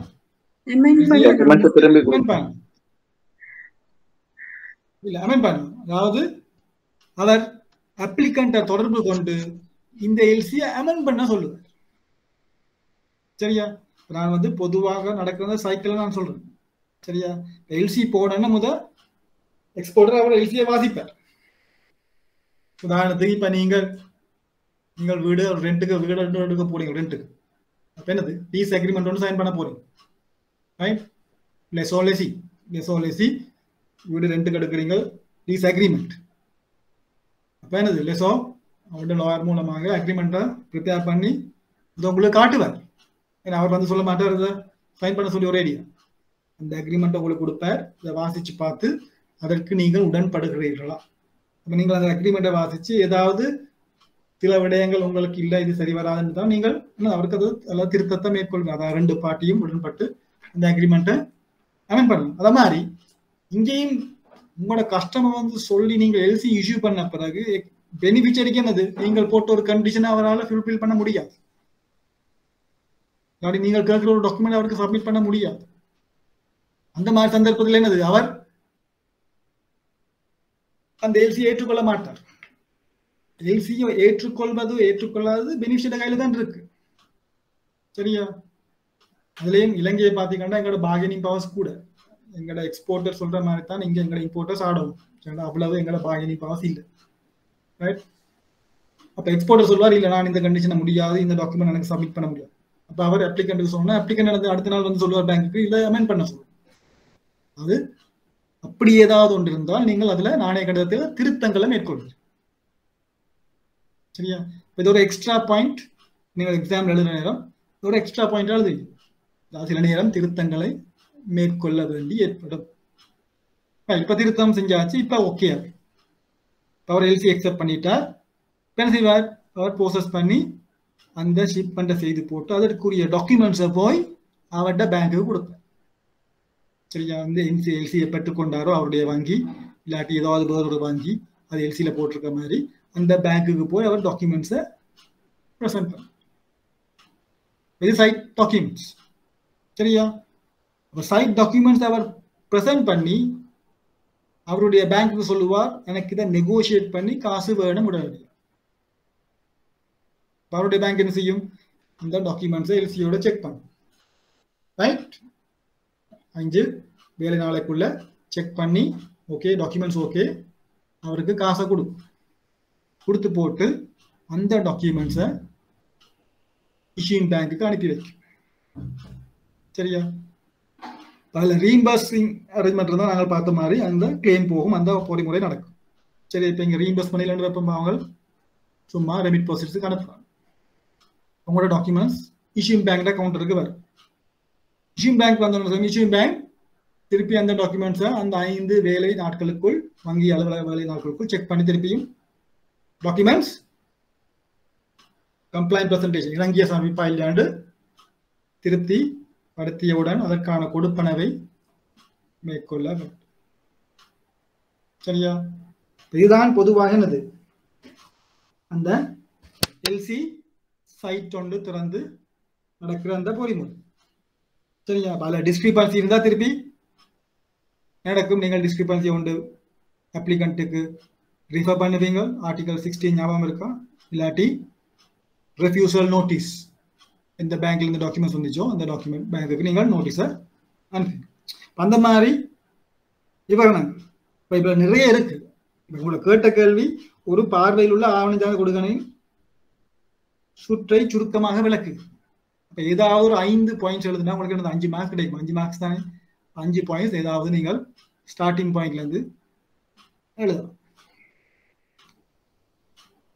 பிறகு 3வது கேட்டிருக்கு, நியமிக்கப்பட்ட வங்கிக்கு இணக்கப்பாட்டுக்காக, நியமிக்கப்பட்ட வங்கி தான் யார், நாமினேட்டட் பேங்க், இணக்கப்பாட்டுக்காக நெகோசியேஷன் சமர்ப்பிக்கப்பட்ட ஆவணங்கள் முரண்பாடாக டிஸ்கிரிபன்ட், ஆவணங்கள்ல முரண்பாடுன்னு சொல்லுவோம், இல்லாட்டி தவறுகள்னு சொல்லுவோம், தான் டிஸ்கிரிபன்சி இருக்கும் சந்தர்ப்பத்தில் ஆவணம் சார்ந்த கொடுகடனின் ஏற்றுமதியாளர் ஒருவருக்கு கிடைக்கத்தக்க தேர்வுகளை பட்டியலிட்டு. இப்ப டாக்குமெண்ட்ஸ்ல டிஸ்கிரிபன்சி. அப்ப டாக்குமெண்ட்ஸ்ல டிஸ்கிரிபன்சி என்னது, அவர்கிட்ட பேங்க் உடனே காசு பே பண்ணாது, நெகோசியேட் பண்ணாது. ஏன் ஒரு பேங்க் நெகோசியேட் பண்ணாது? காரணம் தெரியும், அந்த டாக்குமெண்ட்ஸ் அவங்க இஷ்யூங் பேங்க்குக்கு இம்போர்ட்டட் கண்ட்ரிக்கு அனுப்பி வச்சால் அந்த பேங்க் டாக்குமெண்ட்ஸை ரெஃப்யூஸ் ரிஜெக்ட் பண்ண. ஸோ அவங்க பே பண்ணி போட்டு திருப்பி அவங்களுக்கு பேமெண்ட் வராதுன்னு தெரியும். அதால நெகோசியேட்டிங் பேங்க் பே பண்ண. அந்த மாதிரி ஒரு சந்தர்ப்பத்தில் எக்ஸ்போர்ட்டருக்கு இருக்கிற அவர் என்னென்ன நடவடிக்கைகளை மேற்கொள்ளலாம்னு கேட்டு.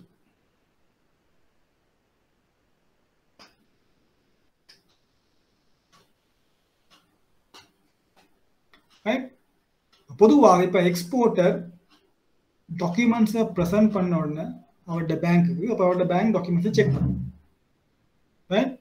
நாங்கள் பார்த்த ஒரு எல்சியில் எக்ஸ்பைரி டேட் இருக்கும், ப்ரெசன்டேஷன் பீரியட் இருக்கும். ஞாபகம் இருக்கா? Expiry date, presentation period. அந்த ரெண்டுக்கும் உள்ள எக்ஸ்பைரி டேட்டுக்கும் ஷிப்மெண்ட் டேட்டுக்கும் உள்ள வித்தியாசம் தான் அந்த ப்ரெசன்டேஷன் பீரியட். சரியா? அப்போ ஷிப்மெண்ட் செய்து 10 நாளில் டாக்குமெண்ட்ஸ் ப்ரெசென்ட் பண்ணும், இல்லாட்டி ஷிப்மெண்ட் செய்து 12 நாளில் ப்ரெசென்ட் பண்ணும். அப்படி ஒன்றும் சைலண்டாக இருந்தால் தான் திருப்பி யூசிபி சொல்லுது 21 கேலண்டர் டேஸ், 21 நாட்காட்டி நாட்களுக்குள் ஆவணங்கள் சமர்ப்பிக்கப்பட வேண்டும். சரியா? இவர் ப்ரெசென்ட் பண்ற டாக்குமெண்ட்ஸ் டிஸ்கிரிபன்சி. அந்த டிஸ்கிரிபன்சிஸ் இருக்கிற நேரம் எக்ஸ்போர்ட்டர் என்ன செய்யலாம்? முதலாவது அவர் செய்யலாம், எக்ஸ்போர்ட்டட் பேங்க் அந்த டிஸ்கிரிபன்சியை கண்டுபிடிச்ச உடனே அவர் அதை பேங்க்ல போய் ரெக்டிஃபை பண்ணுவார். அதாவது செய்ய வேண்டிய அமெண்ட்மெண்ட்ஸை செய்வார். அதாவது பிழைகள் இருந்தால், உதாரணத்துக்கு இப்படித்தான் நடப்போகுது. நீங்கள் ஒரு எக்ஸ்போர்ட் டிபார்ட்மெண்ட்ல வேலை செய்றீங்க, அப்போ உங்களோட கஸ்டமர் வந்து கொடுத்தோன்னா எல்சியில எக்ஸ்போர்ட் டிபார்ட்மெண்ட்ல இருக்கிற ஸ்டாஃப் அந்த டாக்குமெண்ட்ஸை செக் பண்ணி டக்குன்னு சொல்லுவா இதுதான் டிஸ்கிரிபன்சிஸ் இருக்கு. அப்போ எக்ஸ்போர்ட்டர் என்னது உங்களோட பேங்க்குக்கு வந்து அதில் இருக்கிற மிஸ்டேக்ஸ், அதாவது தன்னால கரெக்ட் பண்ணக்கூடிய மிஸ்டேக்ஸை செய்வார். உதாரணத்துக்கு பில் ஆஃப் லேடிங்ல ஏதாவது பிழை இருக்கு, அதை எக்ஸ்போர்ட்டருக்கு செய்யலாம். அவர் ஷிப்பிங் கம்பெனிக்கு போய் அந்த ரெக்டிஃபிகேஷனை செய்யும். இல்லாட்டி இன்சூரன்ஸ் கம்பெனி இஷ்யூ பண்ணி இன்சூரன்ஸ் பாலிசியில் ஒரு மிஸ்டேக், அது இன்சூரன்ஸ் கம்பெனிக்கு போய் செய்யும். இன்வாய்ஸ்லயோ பேக்கிங் லிஸ்ட்லயோ வெயிட் நோட்லயோ ஏதாவது பிழைகள் இருந்தால் அது எக்ஸ்போர்ட்டர் ப்ரிப்பேர் பண்ற டாக்குமெண்ட்ஸ் அவர் கரெக்ட் பண்ணும். இல்லாட்டி சர்டிஃபிகேட் ஆஃப் ஆரிஜின் பொதுவாக சேம்பர் ஆஃப் காமர்ஸால் இஷ்யூ பண்றது, அப்போ ஏதாவது பிள்ளை இருந்தால் அவர் சேம்பர் ஆஃப் காமர்ஸுக்கு போகும். இல்லாட்டி ஒரு இன்வாய்ஸ் வந்து ஒரு எம்பசியால பீஸா அல்லது சர்டிஃபை பண்ணணும்னா அவர் அந்த எம்பசிக்கு போய் அந்த கரெக்ஷனை செய்யும். அப்ப சில டிஸ்கிரிபன்சிஸை அவரே உடனே செய்யலாம், சிலதுகளை அவர் திருத்துறதுக்கு கால அவகாசம் எடுக்கும். அப்ப உங்களுக்கு தெரியும் எக்ஸ்பைரி டேட் ஒன்று இருக்கு, அந்த எக்ஸ்பைரிக்குள்ள இந்த கரெக்ஷன் அவர் செய்யும். அதாவது முதலாவது ஆப்ஷன் முடிஞ்சால் அந்த டிஸ்கிரிபன்சி அவர் நிவர்த்தி செய்யும். ரெண்டாவது, அவருக்கு அந்த மாதிரி செய்ய முடியாட்டி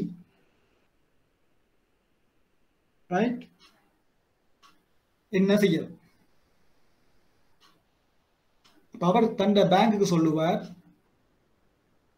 இந்த டிஸ்கிரிபன்சிஸ் இருக்கு, இந்த டிஸ்கிரிபன்சியோட டாக்குமெண்ட்ஸை நாங்கள் அனுப்பி வச்சால் இஷ்யூயிங் பேங்க் ஏற்றுக்கொள்ளுமா? சரியா? முன்கூடியே நாங்கள் ஒரு ஸ்விஃப்ட் மெசேஜ் ஒன்று அனுப்புவோம் பேங்க்ல. அவர்கிட்ட சொல்றதுக்கு மாதிரி நாங்கள் ஒரு ஸ்விஃப்ட் மெசேஜ்ல சொல்லுவோம், இந்த டிஸ்கிரிபன்சிஸ் இருக்கு, இதோட நாங்கள் டாக்குமெண்ட் அனுப்புவோம். அதுக்கு இஷ்யூயிங் பேங்க் அப்ளிகண்ட்டை கன்சல்ட் பண்ணி ஓகேன்னு எக்ஸெப்ட் பண்ணால் நாங்கள் அந்த டிஸ்கிரிபன்சிஸோட இஷ்யூயிங் பேங்க்குக்கு டாக்குமெண்ட்டை அனுப்பி வைக்கிறோம். அது முன்கூட்டியே அவர் அந்த அப்ளிகண்ட்டை கன்சல்ட்டை எடுத்துக்கொண்டு டிஸ்கிரிபன்சியோட டாக்குமெண்ட்டை அனுப்பி வைக்கிறோம். இல்லாட்டி அடுத்த இது வந்து அவர் அப்ளிகண்ட்டுக்கு சொல்லலாம், டாக்குமெண்ட்ஸ்ல என்னென்ன டிஸ்கிரிபன்சிஸ் இருக்கு, டாக்குமெண்ட்ஸ் வந்தோடனே அதை உடனடியாக அக்செப்ட் பண்ண சொல்லும். இலங்கையை பொறுத்தவரை பார்த்தீங்கன்னா நாங்கள் எல்லாமே இம்போர்ட் ட்ரிவன் கண்ட்ரி, எல்லாமே இம்போர்ட்ஸ்ல தான் இருக்கு. எங்களுக்கு எங்களோட இம்போர்ட்டர்ஸும் எல்சி ஓபன் பண்ணி எப்படா டாக்குமெண்ட்ஸ் தரும், ஷிப் பண்ண கிளியர் பண்ண பார்த்து கொண்டு பெருசா அந்த டிஸ்கிரிபன்சிஸ் எல்லாம் பெருசா கணக்கெடுக்குது. அப்போ பெனிஃபிஷியரி உடனே அப்ளிகண்ட்டுக்கு சொல்லுவார், நான் டாக்குமெண்ட்ஸ் அனுப்புறேன், டாக்குமெண்ட்ஸ் வந்த உடனே அந்த டிஸ்கிரிபன்சி உடனடியாக ஏற்றுக்கொள்ள சொல்லும்.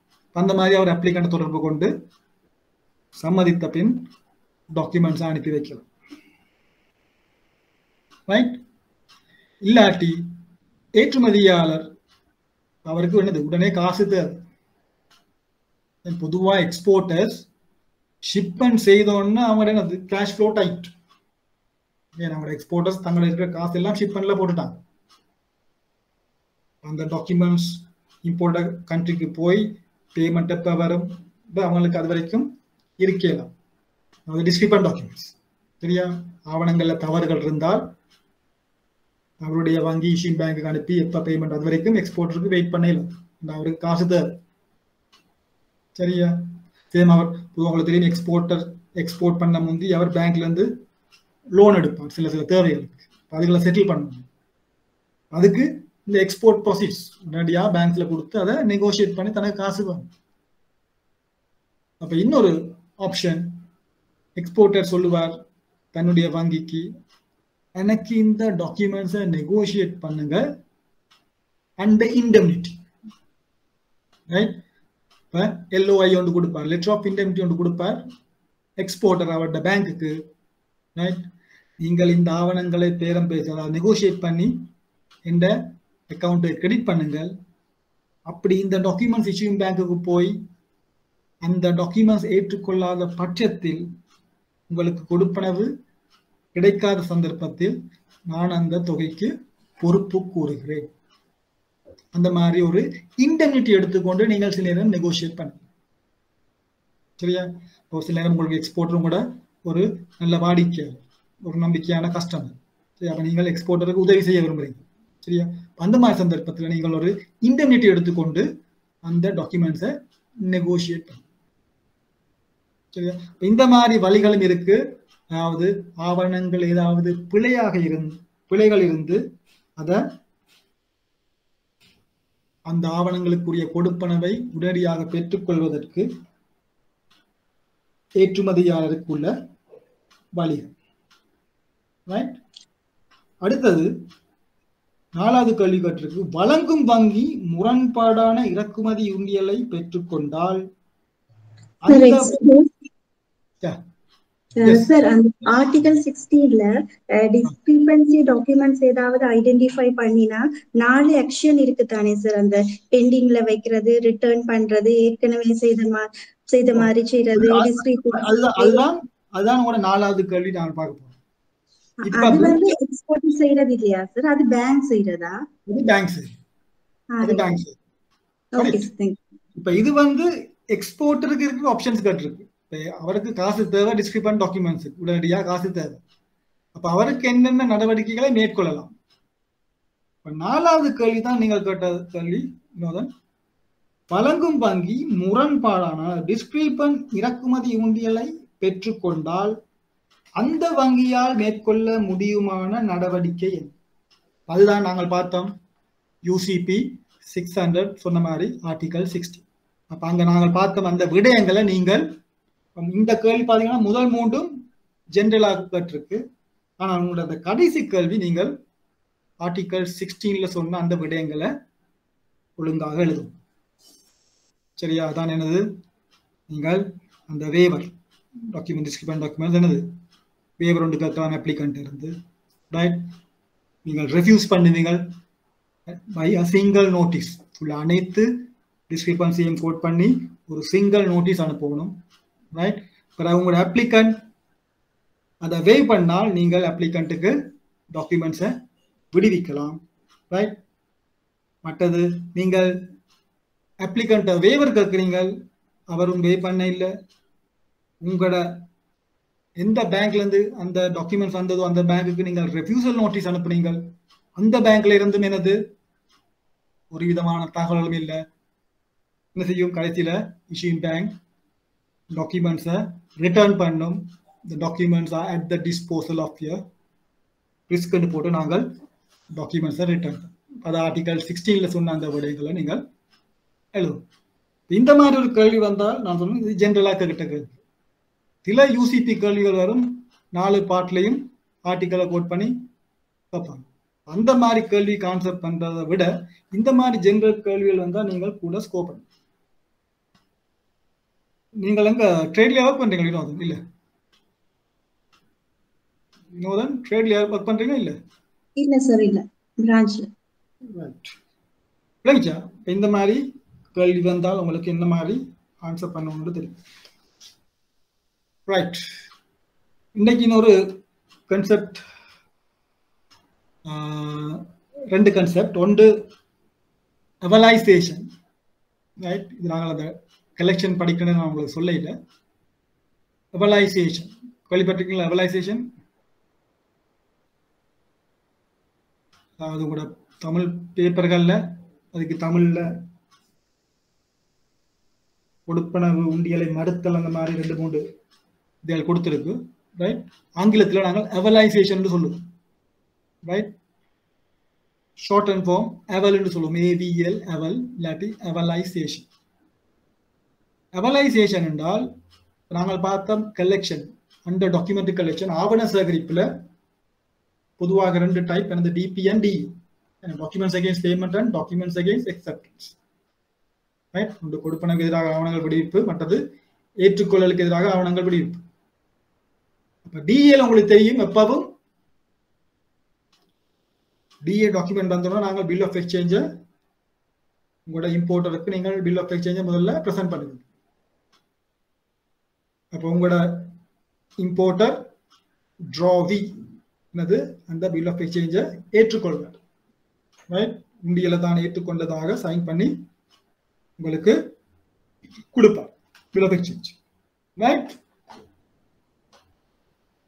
அப்ப அந்த பில் ஆஃப் எக்ஸ்சேஞ்சை சைன் பண்ணி கொடுத்த உடனே உங்களுக்கு தெரியும் அது 30 நாள்லயோ 60 நாள்லயோ 90 நாள்லயோ அந்த பயரும் செல்லரும் இணங்கிக் கொன்ற பேமெண்ட் டேர்முக்கு அமைவாக நீங்கள் இம்போர்ட்டர் பே பண்ணால் பே பண்ணுவீங்க.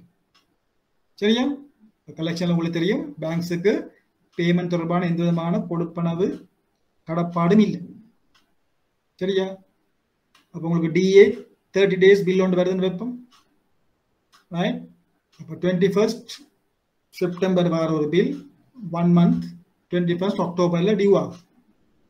ரைட். அப்போ நீங்கள் உங்களோட வாடிக்கையாளர் அந்த ஏற்றுக்கொள்ளலை எடுத்துக்கொண்டு ஆவணங்களை விடுவிச்சிட்டு இப்ப 21st அக்டோபர் பேமெண்ட் டியூ. இப்போ பொதுவாக நாங்கள் பேங்க்ல டைரக்ட் பண்ணுவோம், DA பில்ஸை டைரக்ட் பண்ணுவோம். ரிலீஸ் பண்ற ஒவ்வொரு DA பில்லும் எப்ப மெச்சூர் ஆகுது. அப்போ 21st அக்டோபர் நீங்கள் உண்மையிலே கஸ்டமர்ஸ் எனது உரிய விதத்தில் அவர் கொடுப்பனவை மேற்கொள்ள விரும்பினால் சில நேரம் நீங்கள் சொல்ல முந்தையே கஸ்டமர் சொல்லுவார் இந்த DA பில்ல பேமெண்ட் அனுப்பி வைக்கும். சரியா? ஆனால் அன்பார்ச்சுனேட்லி இப்போ இருக்கிற சிச்சுவேஷன் உங்களுக்கு தெரியும். இன்றைக்கு பேங்க்ஸ் DA பேமெண்ட் கஸ்டமர் வந்து பே பண்ண சொன்னாலும் நாங்கள் பே பண்ண முடியாத நிலைமையில் இருக்கிற காரணம் டாலர் லிக்விடிட்டி. என்ன டாலர் கிரைசிஸால நாங்கள் இப்போ இந்த கலெக்ஷன் பில்ஸ் எல்லாம் எல்லா பேங்க்ஸும் போஸ்ட்போன் பண்ணி கொண்டிருக்கிறோம். காரணம் நாங்கள் இப்போ முக்கியத்துவமாக இந்த LC பில்ஸுக்கு தான் உரித்துடைமை, அதாவது முக்கியம் கொடுக்குறோம். காரணம் எங்களது கடமைப்பாடு, கட்டாயம் application. DA bills, TT payments எல்லாம் இப்போ கூட பேங்க்ஸ் பேமெண்ட்ஸை போஸ்ட்போன் பண்ணி கொண்டிருக்கு இந்த கிரைசிஸ். நான் இப்போ அந்த கிரைசிஸை பற்றி கேட்கல, பொதுவான ஒரு இதில் சொல்கிறேன். இப்போ DA பில் டியூ 1 monthல இப்போ உங்களோட கஸ்டமர் வந்து சொல்கிறார் இந்த பில்லை பே பண்ண சொல்லி. அப்படி சொல்லாட்டி நீங்கள் ஒரு ரிமைண்டர் அனுப்புவீங்க, இன்றைக்கு பில் பே டியூ, பே பண்ணுறீங்களா இல்லையா. இப்போ கஸ்டமர் சொல்கிறா நான் பே பண்ண இல்லை. 1 monthல bill due, DA bill customer pay பண்ணீங்க. எக்ஸ்போர்ட்டர் அவருடைய பேங்க் மூலமாக உங்களுக்கு மெசேஜ் வரும், என்னது இந்த பில் அவுட்ஸ்டாண்டிங், இந்த பில் அவுட்ஸ்டாண்டிங். ரைட். வந்தோடனே பேங்க் என்னது நீங்களும் ரிஃபர் பண்ணீங்க அந்த மெசேஜ். இப்படி எக்ஸ்போர்ட்டோட பேங்க் பேமெண்ட்டை கட்டு வந்திருக்கு. இப்போ உங்களோட கஸ்டமரும் சைலண்ட், ட்ரேசஸ் வரும், நீங்களும் ட்ரேசஸ் அனுப்புவீங்க, உங்களோட கஸ்டமரும் அனுப்ப பே பண்ண மாட்டார். வேணுது சில நேரம் 3 மாசம் டிலே பண்ணி உங்களோட கஸ்டமர் சொல்லலாம் இந்த பேமெண்ட்டை செய்ய சொல்லலாம். சரியா? தனக்கு சாதகமான ஒரு திகதியில தனக்கு அந்த கொடுப்பனவை மேற்கொள்ளக்கூடிய வசதி இருக்கும் பொழுது உங்களோட பேங்க் வந்து சொல்லுவார் சரி இந்த DA பில்ல பேமெண்ட்டை செய்ய சொல்லும். அப்ப அதுல இருந்து என்ன விளங்குது, DA டாக்குமெண்ட்ஸ்ல எனது எக்ஸ்போர்ட்டருக்கு எப்பவும் அந்த டிஏயின் கீழ் கொடுப்பனவு மேற்கொள்ளப்படும் என்ற உத்தரவாதம் இல்லை. டிபிக்கு டியோட ஒப்புற நேரம் எக்ஸ்போர்ட்டருக்கு பாதுகாப்பு கூட. ஏன்னா டிபிக்கு எக்ஸ்போர்ட்டருக்கு தெரியும் இல்ல கஸ்டமர் இருந்து காசு எடுத்து போட்டுதான் கலெக்டிங் பேங்க் டாக்குமெண்ட்ஸை கொடுக்க போகும். அந்த பாதுகாப்பு டிஏல இல்லை. சரியா? அப்ப இந்த மாதிரி டிஏ பில்ஸ்ல கொடுப்பனவை உறுதிப்படுத்துவதற்காக டிஏ பில்ஸ்ல முதிர்வு திகதியில் இந்த கொடுப்பனவை உறுதிப்படுத்துவதற்காகத்தான் இந்த அவலைசேஷன் இது இருக்கு. சரியா? இப்ப இந்த அவலைசேஷன்ல என்ன நடக்கும் என்றால் எக்ஸ்போர்ட்டர் ரைட் எக்ஸ்போர்ட்டோட பேங்க்குக்கு சொல்லுவார் ரைட் அந்த இன்ஸ்ட்ரக்ஷன்ஸ் கொடுக்கிற நேரமே அந்த this DA bill to be avalised right இந்த பில் அவலைஸ் பண்ணப்பட்டால் மட்டும்தான் அந்த டாக்குமெண்ட்ஸ் டிஏ அடிப்படையில் விடுவிக்கப்பட வேண்டும். சரியா? அப்போ உங்களோட எக்ஸ்போர்ட்டோட பேங்க் ரெமிட்டிங் பேங்க்ல இருந்து உங்களுக்கு கவரிங் ஷெட்யூல் வர நேரம் உங்களுக்கு தெரியும் அந்த டிஏ பில் டு பி அவலைஸ்ட் அப்படின்ற அர்த்தம் அந்த பில் ஆஃப் எக்ஸ்சேஞ்ச் அந்த டிஏ பில்ல வர அந்த பில் ஆஃப் எக்ஸ்சேஞ்ச நீங்கள் ஒரு சாதாரண டிஏ பில் மாதிரி எக்ஸெப்ட் பண்ணி போட்டு சும்மா இருக்கேன். சரியா? இப்ப இந்த கான்செப்ட் நான் சொல்றது இதுகளை தான் நீங்கள் விளங்கி கிரகிச்சு உங்களோட வார்த்தையில் எழுதுது. இதுக்கு நீங்கள் போய் அந்த ஆர்டிக்கல் இந்த ஆர்டிக்கல் பார்க்க தேவையில்லை. அந்த கான்செப்டை விளங்கி நீங்கள் எழுதக்கூடிய கேள்வி. சரியா? இத கான்செப்டை விளங்கி நீங்கள் எழுதக்கூடிய கேள்வி. சரியா? முதலாவது கேள்வி 2 மார்க்ஸுக்கு வரலாம். இல்லாட்டி உங்களோட சிறு குறிப்புல 5 மார்க்ஸுக்கு அவலைசேஷனை பத்தி எழுதுங்க. ஒரு முறை வந்தது அவலைசேஷனை பத்தி 5 மார்க்ஸுக்கு சிறு குறிப்பு. சரியா? அவலைசேஷன் என்ன அவலைசேஷன் ப்ரோசஸ் என்னன்னு நீங்கள் எழுதும். சரியா? அந்த மாதிரி அவலைஸ் பண்ண சொல்லி இருந்தால் நீங்கள் ஒரு டிஏ பில்ல கொடுக்கிற ஒரு பில் ஆஃப் எக்ஸ்சேஞ்ச சும்மா கொடுத்து எக்ஸெப்ட் பண்ற மாதிரி இருக்கலாம். இங்க உண்மையிலே அந்த முதிர்வு திகதியில் அதற்கான கொடுப்பனவுக்கான உத்தரவாதத்தை இப்ப வங்கி வழங்க போகுது. சரியா? அந்த டிஏ பில் சரியாக மெச்சூர் பண்ற டேட்ல அந்த டிஏ பில்லுக்குரிய கொடுப்பனவை இறக்குமதியாளர் அல்ல இறக்குமதியாளரின் வங்கி அந்த கொடுப்பனவை அந்த திகதியில் மேற்கொள்வதாக வழங்கும் ஒரு உத்தரவாதம். சரியா? அப்ப அந்த அதே பில் 1 மந்த்ல வர அந்த டிஏ பில் ஆஃப் எக்ஸ்சேஞ்ச் நீங்கள் உங்களோட இம்போர்ட்டருக்கு கொடுக்க இம்போர்ட்டருக்கு நீங்க சொல்லுங்க இது பில் டு பி அவலைஸ்ட். இம்போர்ட்டருக்கு தெரியும் இந்த பில்ல அவலைஸ் பண்ணது. சரியா? அப்ப இம்போர்ட்டர் சைன் பண்ண அந்த பில் ஆஃப் எக்ஸ்சேஞ்சுக்கு மேலதிகமாக பேங்க்கும் அந்த பில் ஆஃப் எக்ஸ்சேஞ்ச் என்டோஸ் பண்ணும். Bill of exchange is avalized for payment. இந்த avalize பண்ற bill of exchangeல நீங்கள் கவனமாக வேறொரு கோப்புகள் வேறொரு ஃபைல்ஸ்ல நீங்கள் கவனமாக ஃபாலோ பண்ணணும். சும்மா ஒரு சாதாரண டிஏ பில்ல நீங்கள் ஃபைல் பண்றதுக்கும் ஒரு அவலைஸ் பண்ண DA bill of exchange file பண்றதுக்கும் வித்தியாசம். அப்ப அந்த ஃபோல்டரை நீங்கள் இந்த bill avalized payment should be done on this date என்று நீங்கள் புறக்குறிப்பு செய்து கவனமா வேறையா வச்சிருக்கோம். ஏன்னா நீங்கள் liable to pay on that day. ஏன்னா நீங்கள் அதுக்கு அவலைஸ் பண்ண விரும்புறீங்க. சில நேரம் உங்களுக்கு அவலைஸ் பண்ண சொன்னாலும் நீங்கள் கட்டாயம் அவலைஸ் பண்ண தேவையில்லை. சரியா? உங்களோட வாடிக்கையாளர் சார்பாக நீங்கள் அந்த உத்தரவாதத்தை கொடுக்குறீங்க. சரியா? அப்ப நீங்கள் இந்த வாடிக்கையாளர் இறக்குமதியாளர் சார்பாக அந்த உத்தரவாதத்தை கொடுக்க விரும்பினால் நீங்கள் அவலைஸ் பண்ணலாம். அவலைஸ் பண்ணால் அந்த டிஏ பில்லுக்குரிய கொடுப்பனவை உரிய திகதியில் நீங்கள் கொடுப்பனவை மேற்கொள்ள வேண்டும். அப்ப உரிய திகதியில நீங்கள் கொடுப்பனவை மேற்கொள்ள வேண்டுமானால் என்னது? நீங்கள் உங்களை காப்பீடு செய்யும். நீங்கள் உங்களை சிக்யூர் பண்ணும். சரியா? அப்ப அவலைஸ் பண்றது சாதாரண ஒரு இறக்குமதியாளருக்கு நாங்கள் டிஏ பில் ஹேண்டில் பண்ற மாதிரி இருக்காது. சரியா? தெரியும் கலெக்டிங் பேங்க் ஒரு போஸ்ட் ஆஃபீஸ் மாதிரி. ஒரு டிஏ பில் வந்தா கொடுத்து போட்டு சிக்னேச்சர் எடுத்து போட்டு பில் ஆஃப் எக்ஸ்சேஞ்ச் அக்செப்ட் பண்ணியிருக்காண்டு நீங்கள் டாக்குமெண்ட்ஸை விடுவிச்சோன்னா உங்களோட கடப்பாடு முடிச்சு. இங்க அவலைஸ் பண்ணால் உங்களுக்கு தெரியும் நீங்கள் கட்டாயம் பே பண்ணணும். சரியா? நீங்கள் பே பண்றதுக்கு நீங்கள் உங்களோட கஸ்டமர் வந்து செக்யூர் பண்ணணும். அதுக்கு உங்களோட கஸ்டமரோட லிமிட்டை பிளாக் பண்ணணும். இல்லாட்டி அவர்கிட்ட ஏதாவது ஒரு செக்யூரிட்டியை நீங்கள் என்னது பிளாக் பண்ணணும்.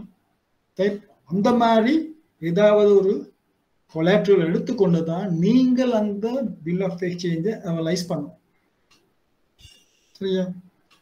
அப்ப நீங்கள் அவலைஸ் பண்ணி அந்த எக்ஸெப்டன்ஸ் அனுப்ப நேரம் பொதுவாக டிஏ பில் வந்தோடனே நாங்கள் எக்ஸெப்டன்ஸ் மெசேஜ் அனுப்புவோம். இந்த டேட்ல நாங்கள் பே பண்ணுவோம். சரியா? டிஏ பில் சாதாரண ஒரு டிஏ பில்ல சொல்லுவோம் இம்போர்ட்டர் பே பண்ணால் நாங்கள் பே பண்ணணும்னு சொல்லுவோம். ஆனால் அவலைஸ் பண்ண பில்ல சொல்லுவோம் இந்த டேட்ல நாங்கள் உங்களுக்கு பேமெண்ட்டை செய்வோம். அப்ப அந்த அவலைஸ் பண்ண பில்லில் எக்ஸெப்டன்ஸ் மெசேஜ் போனோன்னு எக்ஸ்போர்ட்டோட பேங்க்குக்கும் தெரியும் கட்டாயம் 1 மந்த்ல அதற்குரிய கொடுப்பனவு இறக்குமதியாளர் நாட்டு வங்கியில இருந்து வரும். அப்ப அந்த எக்ஸெப்டன்ஸ் மெசேஜை பேஸ் பண்ணி எக்ஸ்போர்ட்டோட பேங்க் எக்ஸ்போர்ட்டருக்கு அட்வான்ஸ் பண்ணும். சரியா? அந்த மாதிரி எக்ஸ்போர்ட்டருக்கு டிஏ பில்லில் கொடுப்பனவுக்கான உத்தரவாதத்தை பெற்றுக்கொள்வதற்கான ஒரு முறைதான் இந்த அவலைசேஷன். அதான் நீங்கள் அவலைசேஷன் என்னண்டா ஒரு டிஏ பில்ல ஒரு ஏற்றுக்கொள்ளப்பட்ட மாற்று உண்டியலுக்கு ஆன கொடுப்பனவு உரிய திகதியில் மேற்கொள்ளப்படும் என்ற அந்த இறக்குமதியாளரின் வங்கியினால் வழங்கும் ஒரு உத்தரவாதம் தான் அவலைசேஷன். இது நான் ஒரு நோட்டை உங்களுக்கு அனுப்பி விடுறேன். ரைட்? இதெல்லாம் என்னது நோட்டை படிச்சு தான் நீங்கள் எழுதணும் இல்லை. அதாவது இந்த கன்செப்டை விளங்கினால் நீங்களாகவே எழுதக்கூடியதாக இருக்கும். சரி, எல்லாமே பாடமாக்கி எழுத அவசியம் இல்லை. சில இதுகள் நீங்கள் கட்டாயம் பாடமாக நான் சொன்ன மாதிரி அந்த ஆர்டிகல்ஸ்ல என்னென்ன விடயங்கள் அதுகள் கட்டாயம் பாடமாக்கி இருக்கும். இதுகள் உங்களுக்கு கன்செப்ட் விளங்கினால் நீங்கள் உங்களுடைய சொல்நடையில எழுதணும். சரியா? அப்போ சாதாரண ஒரு டிஏ பில்லுக்கும் ஒரு அவலைஸ் பண்ண டிஏ பில்லுக்கும் என்ன வித்தியாசம் என்றது உங்களுக்கு இப்ப தெரியும். என்ன நிஷாந்தன் விளங்கிச்சா? அவலைசேஷன். சோபிகா? ரைட். அவலைசேஷன். ரைட். பெருகை உண்டியல் தமிழ்ல ஒவ்வொரு பேப்பர்லயும் ஒவ்வொரு மாதிரி வரும். சரியா? உங்களோட நீங்க எழுதுற பேப்பர்ல ஏதாவது ஒன்று வந்தாலும் உங்களுக்கு விதின் பேக்கெட் இருக்கும் அவலைசேஷன். சரியா? ஆங்கில வார்த்தைகளை நீங்கள் வடிவா விளங்கி இருக்கணும். அவலைசேஷன் என்ன? ரைட். அந்த மாற்றுண்டியல் ஏற்றுக்கொள்ளப்பட்ட அந்த மாற்றுண்டியலுக்கான கொடுப்பனவு உரிய தொகுதியில் மேற்கொள்ளப்படும் என இறக்குமதியாளரின் வங்கியினால் வழங்கப்படும் ஒரு உத்தரவாதம். இதனால் ஏற்றுமதியாளருக்குள்ள நன்மைகள் என்னென்று கேட்கும். ஏற்றுமதிக்கு நன்மைகள் அவருக்கு தெரியும், உரிய தேதியில பேமெண்ட் கிடைக்கும். அந்த உத்தரவாதத்தை வச்சுக்கொண்டு என்னது அவருடைய வங்கியிலிருந்து வசதிகளை முன்கூட்டியே பெற்றுக்கொள்ளலாம். சரி, அப்ப எக்ஸ்போர்ட்டர் பேங்க்கு தெரியும் பேமெண்ட் கட்டாயம் வரும் இம்போர்ட்டர் பேங்க்ல இருந்து. அப்ப அவர் எக்ஸ்போர்ட்டருக்கு ஃபெசிலிட்டிஸ் கொடுப்பார் அந்த எக்ஸெப்டன்ஸுக்கு எகெயின்ஸ்ட். இங்க எக்ஸெப்டன்ஸ் கொடுக்கறது யாரு? இம்போர்ட்டர் இல்ல, இம்போர்ட்டோட பேங்க் தான் அந்த அண்டர்டேக்கிங்கை கொடுக்கும்.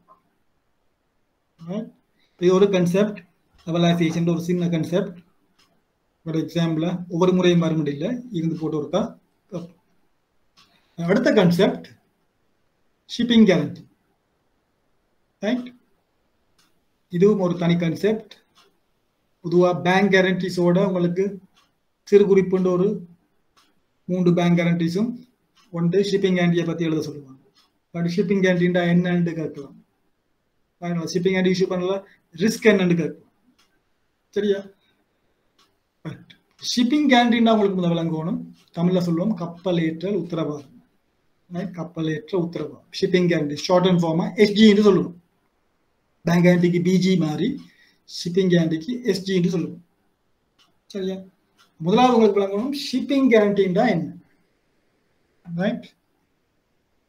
உங்களுக்கு தெரியும் இன்டர்நேஷனல் ட்ரேட்ல டாக்குமெண்ட்ஸ் ஒரு பக்கம் போகும், குட்ஸ் ஒரு பக்கம் போகும். ரைட். ஓப்பன் அக்கௌண்ட்டையும் அட்வான்ஸ் பேமெண்ட்டையும் தவிர்த்து நாங்கள் மற்ற 2 முறையிலையும் தான் இந்த ஷிப்பிங் கேரண்டியை யூஸ் பண்றது. அதாவது கலெக்ஷன் அண்ட் எல்சி. ஏன் ஓப்பன் அக்கௌண்ட்டுக்கு ஷிப்பிங் கேரண்டி தேவையில்லை. ஓப்பன் அக்கௌண்ட்ல நடக்கும் முதலே குட்ஸ் வந்துடும். அதுக்கு பிறகு தான் பேமெண்ட் செய்வார். எப்போ குட்ஸ் வரும்ன்றத அவருக்கு தெரியும். ஓப்பன் அக்கௌண்ட் அட்வான்ஸ் பேமெண்ட்ல முதல்ல காசு போயிடும். காசு போன பிறகு ஷிப்பன் வரலாம், போகலாம். வராட்டி உங்களுக்கு என்ன தெரியும், அங்க ஒரு ரெகுலேஷன் இருக்கு. வரும், எப்ப வரும், அந்த டேட்டுக்கு முதல் ஏதாவது தினத்துல ஷிப்மெண்ட் வரும்.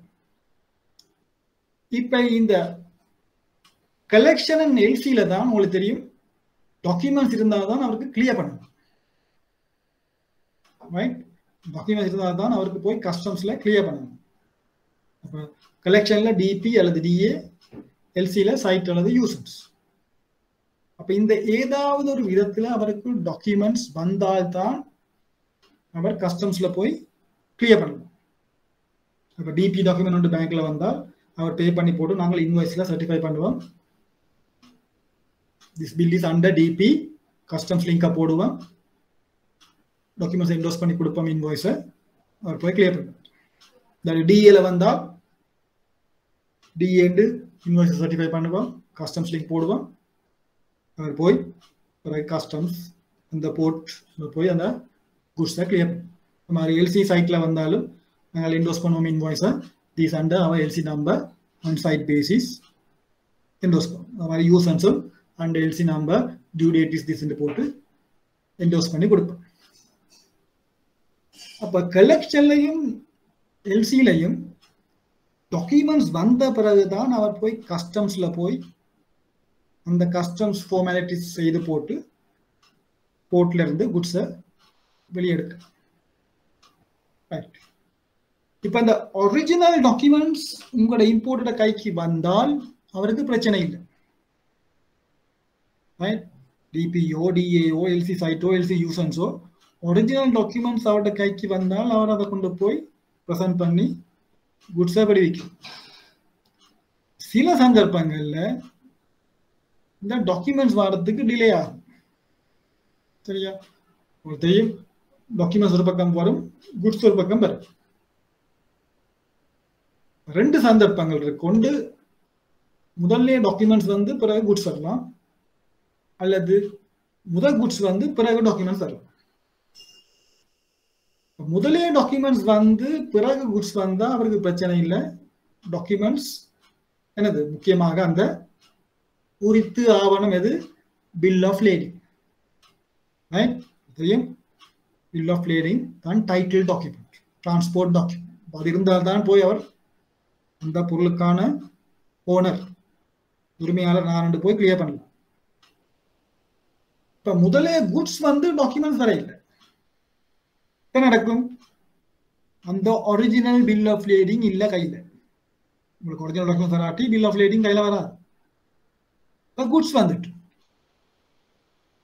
உங்களுக்கு தெரியும், குட்ஸ் ஹார்பருக்கு வந்த உடனே நீங்கள் நினைச்ச மாதிரி போய் கிளியர் பண்ணலாம். அங்கேயும் ஒரு ப்ரொசீஜர் இருக்கு. என்ன, இத்தனை நாளைக்குள்ள குட்ஸை வெளியே எடுத்துரும். வார குட்ஸ் எல்லாம் போர்ட்ல இருந்தாலும் இந்த பிராங்க போர்ட்ல இடமிக்க வார குட்ஸ் எல்லாம் உடனே கன்சைன்மெண்ட்ஸ் கிளியர் பண்ணணும். அப்படி நீங்கள் ஒரு குறிப்பிட்ட நாட்களுக்குள் அந்த பொருட்களை விடுவிக்காட்டி உங்களுக்கு தெரியும் போர்ட்ல தாமத வரி, டெமரேஜ் என்று தாமத வரி அறவிடுவார்கள். அப்ப நீங்கள் பொதுவாக ஒரு கிரேஸ் பீரியட் ஒன்று கொடுப்பாங்க, 3-5 நாட்களோ அந்த மாதிரி பொருட்களுக்கு ஏற்ற மாதிரி ஒரு கிரேஸ் பீரியட் இருக்கும். அப்ப அந்த கிரேஸ் பீரியடுக்கு மேலதிகமாக நீங்கள் எடுக்கும் ஒவ்வொரு நாளுக்கும் உங்களுக்கு அந்த டெமரேஜ் சார்ஜ் பண்ணப்படும். அதை கூட கஸ்டமர்ஸ் விரும்ப மாட்டாங்க, உங்களுக்கு டெமரேஜ் அவங்களுக்கு சார்ஜ் பண்றோம். அது ஒன்று. 2வது முக்கியமாக உணவுப் பொருட்கள், கிழங்கு, வெங்காயம் அந்த மாதிரி உங்களுக்கு தெரியும் அயல்நாடான இந்தியாவிலேருந்து நீங்கள் இம்போர்ட் பண்ற நேரம் ஷிப் பண்ண உடனே வந்துடும். ரைட், இந்தியாவிலேருந்து 1-2 நாள்ல ஷிப் பண்ண வந்துடும். டாக்குமெண்ட்ஸ் வரத்துக்கு 1 கிழமை போகும். அப்ப போட்டுக்கு வர அந்த உணவுப் பொருட்களானது அதை நீங்கள் உடனடியாக கிளியர் பண்ணாட்டி எல்லாம் பழுதா போயிடும். மாதிரி வெடிபொருட்கள், எக்ஸ்ப்ளோசிவ்ஸ், கெமிக்கல்ஸ் அதுகளும் வந்தா உடனடி அது வந்து சில நேரம் 24 hours நீங்கள் கிளியர் பண்ணணும். சரியா? இல்லாட்டி திருப்பி அதுக்கு ஹை சார்ஜஸ் அந்த மாதிரி டெமரேஜ் அந்த போர்ட் ரெகுலேஷன்ஸ் இருக்கு. சரியா? அப்படி அந்த ஒரிஜினல் டாக்குமெண்ட்ஸ் வராத சந்தர்ப்பங்கள்ல இந்த மாதிரி உங்களுக்கு சந்தர்ப்பங்களை தவிர்ப்பதற்காக நீங்கள் அந்த குட்ஸை உடனடியாக கிளியர் பண்ணணும். அப்ப அதன் பொருட்டு வழங்கப்படும் வங்கியினால் வழங்கப்படும் உத்தரவாதம் தான் இந்த கப்பலேற்றல் உத்தரவு, ஷிப்பிங் கேரண்டின்னு சொல்லும். எப்ப அந்த டிரான்ஸ்போர்ட் டாக்குமெண்ட், அந்த பொருட்களுக்கான உறுத்துடைமைக்கான அந்த ஆவணம் பெறப்படாத பொழுது இறக்குமதியாளருடன் இணைந்து வங்கியாளரும் கப்பல் முகவரின் பெயரில் அல்லது கப்பல் கம்பெனியின் பெயரில் வழங்கப்படும் ஒரு உத்தரவாகும். அது ஷிப்பிங் கம்பெனி அல்லது ஷிப்பிங் ஏஜென்ட் பெயர்ல நாங்கள் இந்த ஷிப்பிங் கேரண்டியை இஷ்யூ பண்ணோம். உங்களுக்கு தெரியும், அந்த பொருட்கள் ஒரு கப்பல்ல வருது. சரி, உதாரணத்துக்கு இந்தியால இருந்து, இந்தியன் போர்ட்ல இருந்து கலம்ப போர்ட்டுக்கு வருது.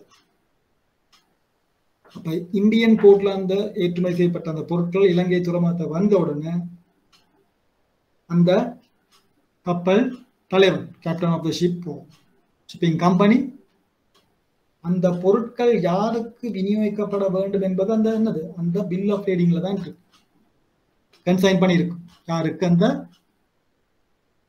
பொருட்கள் விநியோகிக்கப்பட வேண்டும், யார் போய் அந்த ஒரிஜினல் பில் ஆஃப் ட்ரேடிங்கை சரண்டர் பண்றாங்களோ அவருக்குத்தான் அந்த ஷிப்பிங் கம்பெனி அல்லது ஏஜென்ட் பொருட்களை விடுவிக்கும்.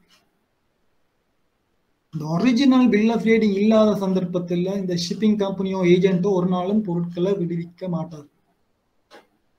சரியா? அதான் கட்டாயம் நீங்கள் பில் ஆஃப் ட்ரேடிங், அதான் பொதுவாக இந்த பில் ஆஃப் ட்ரேடிங்கை தவறவிடக்கூடாது.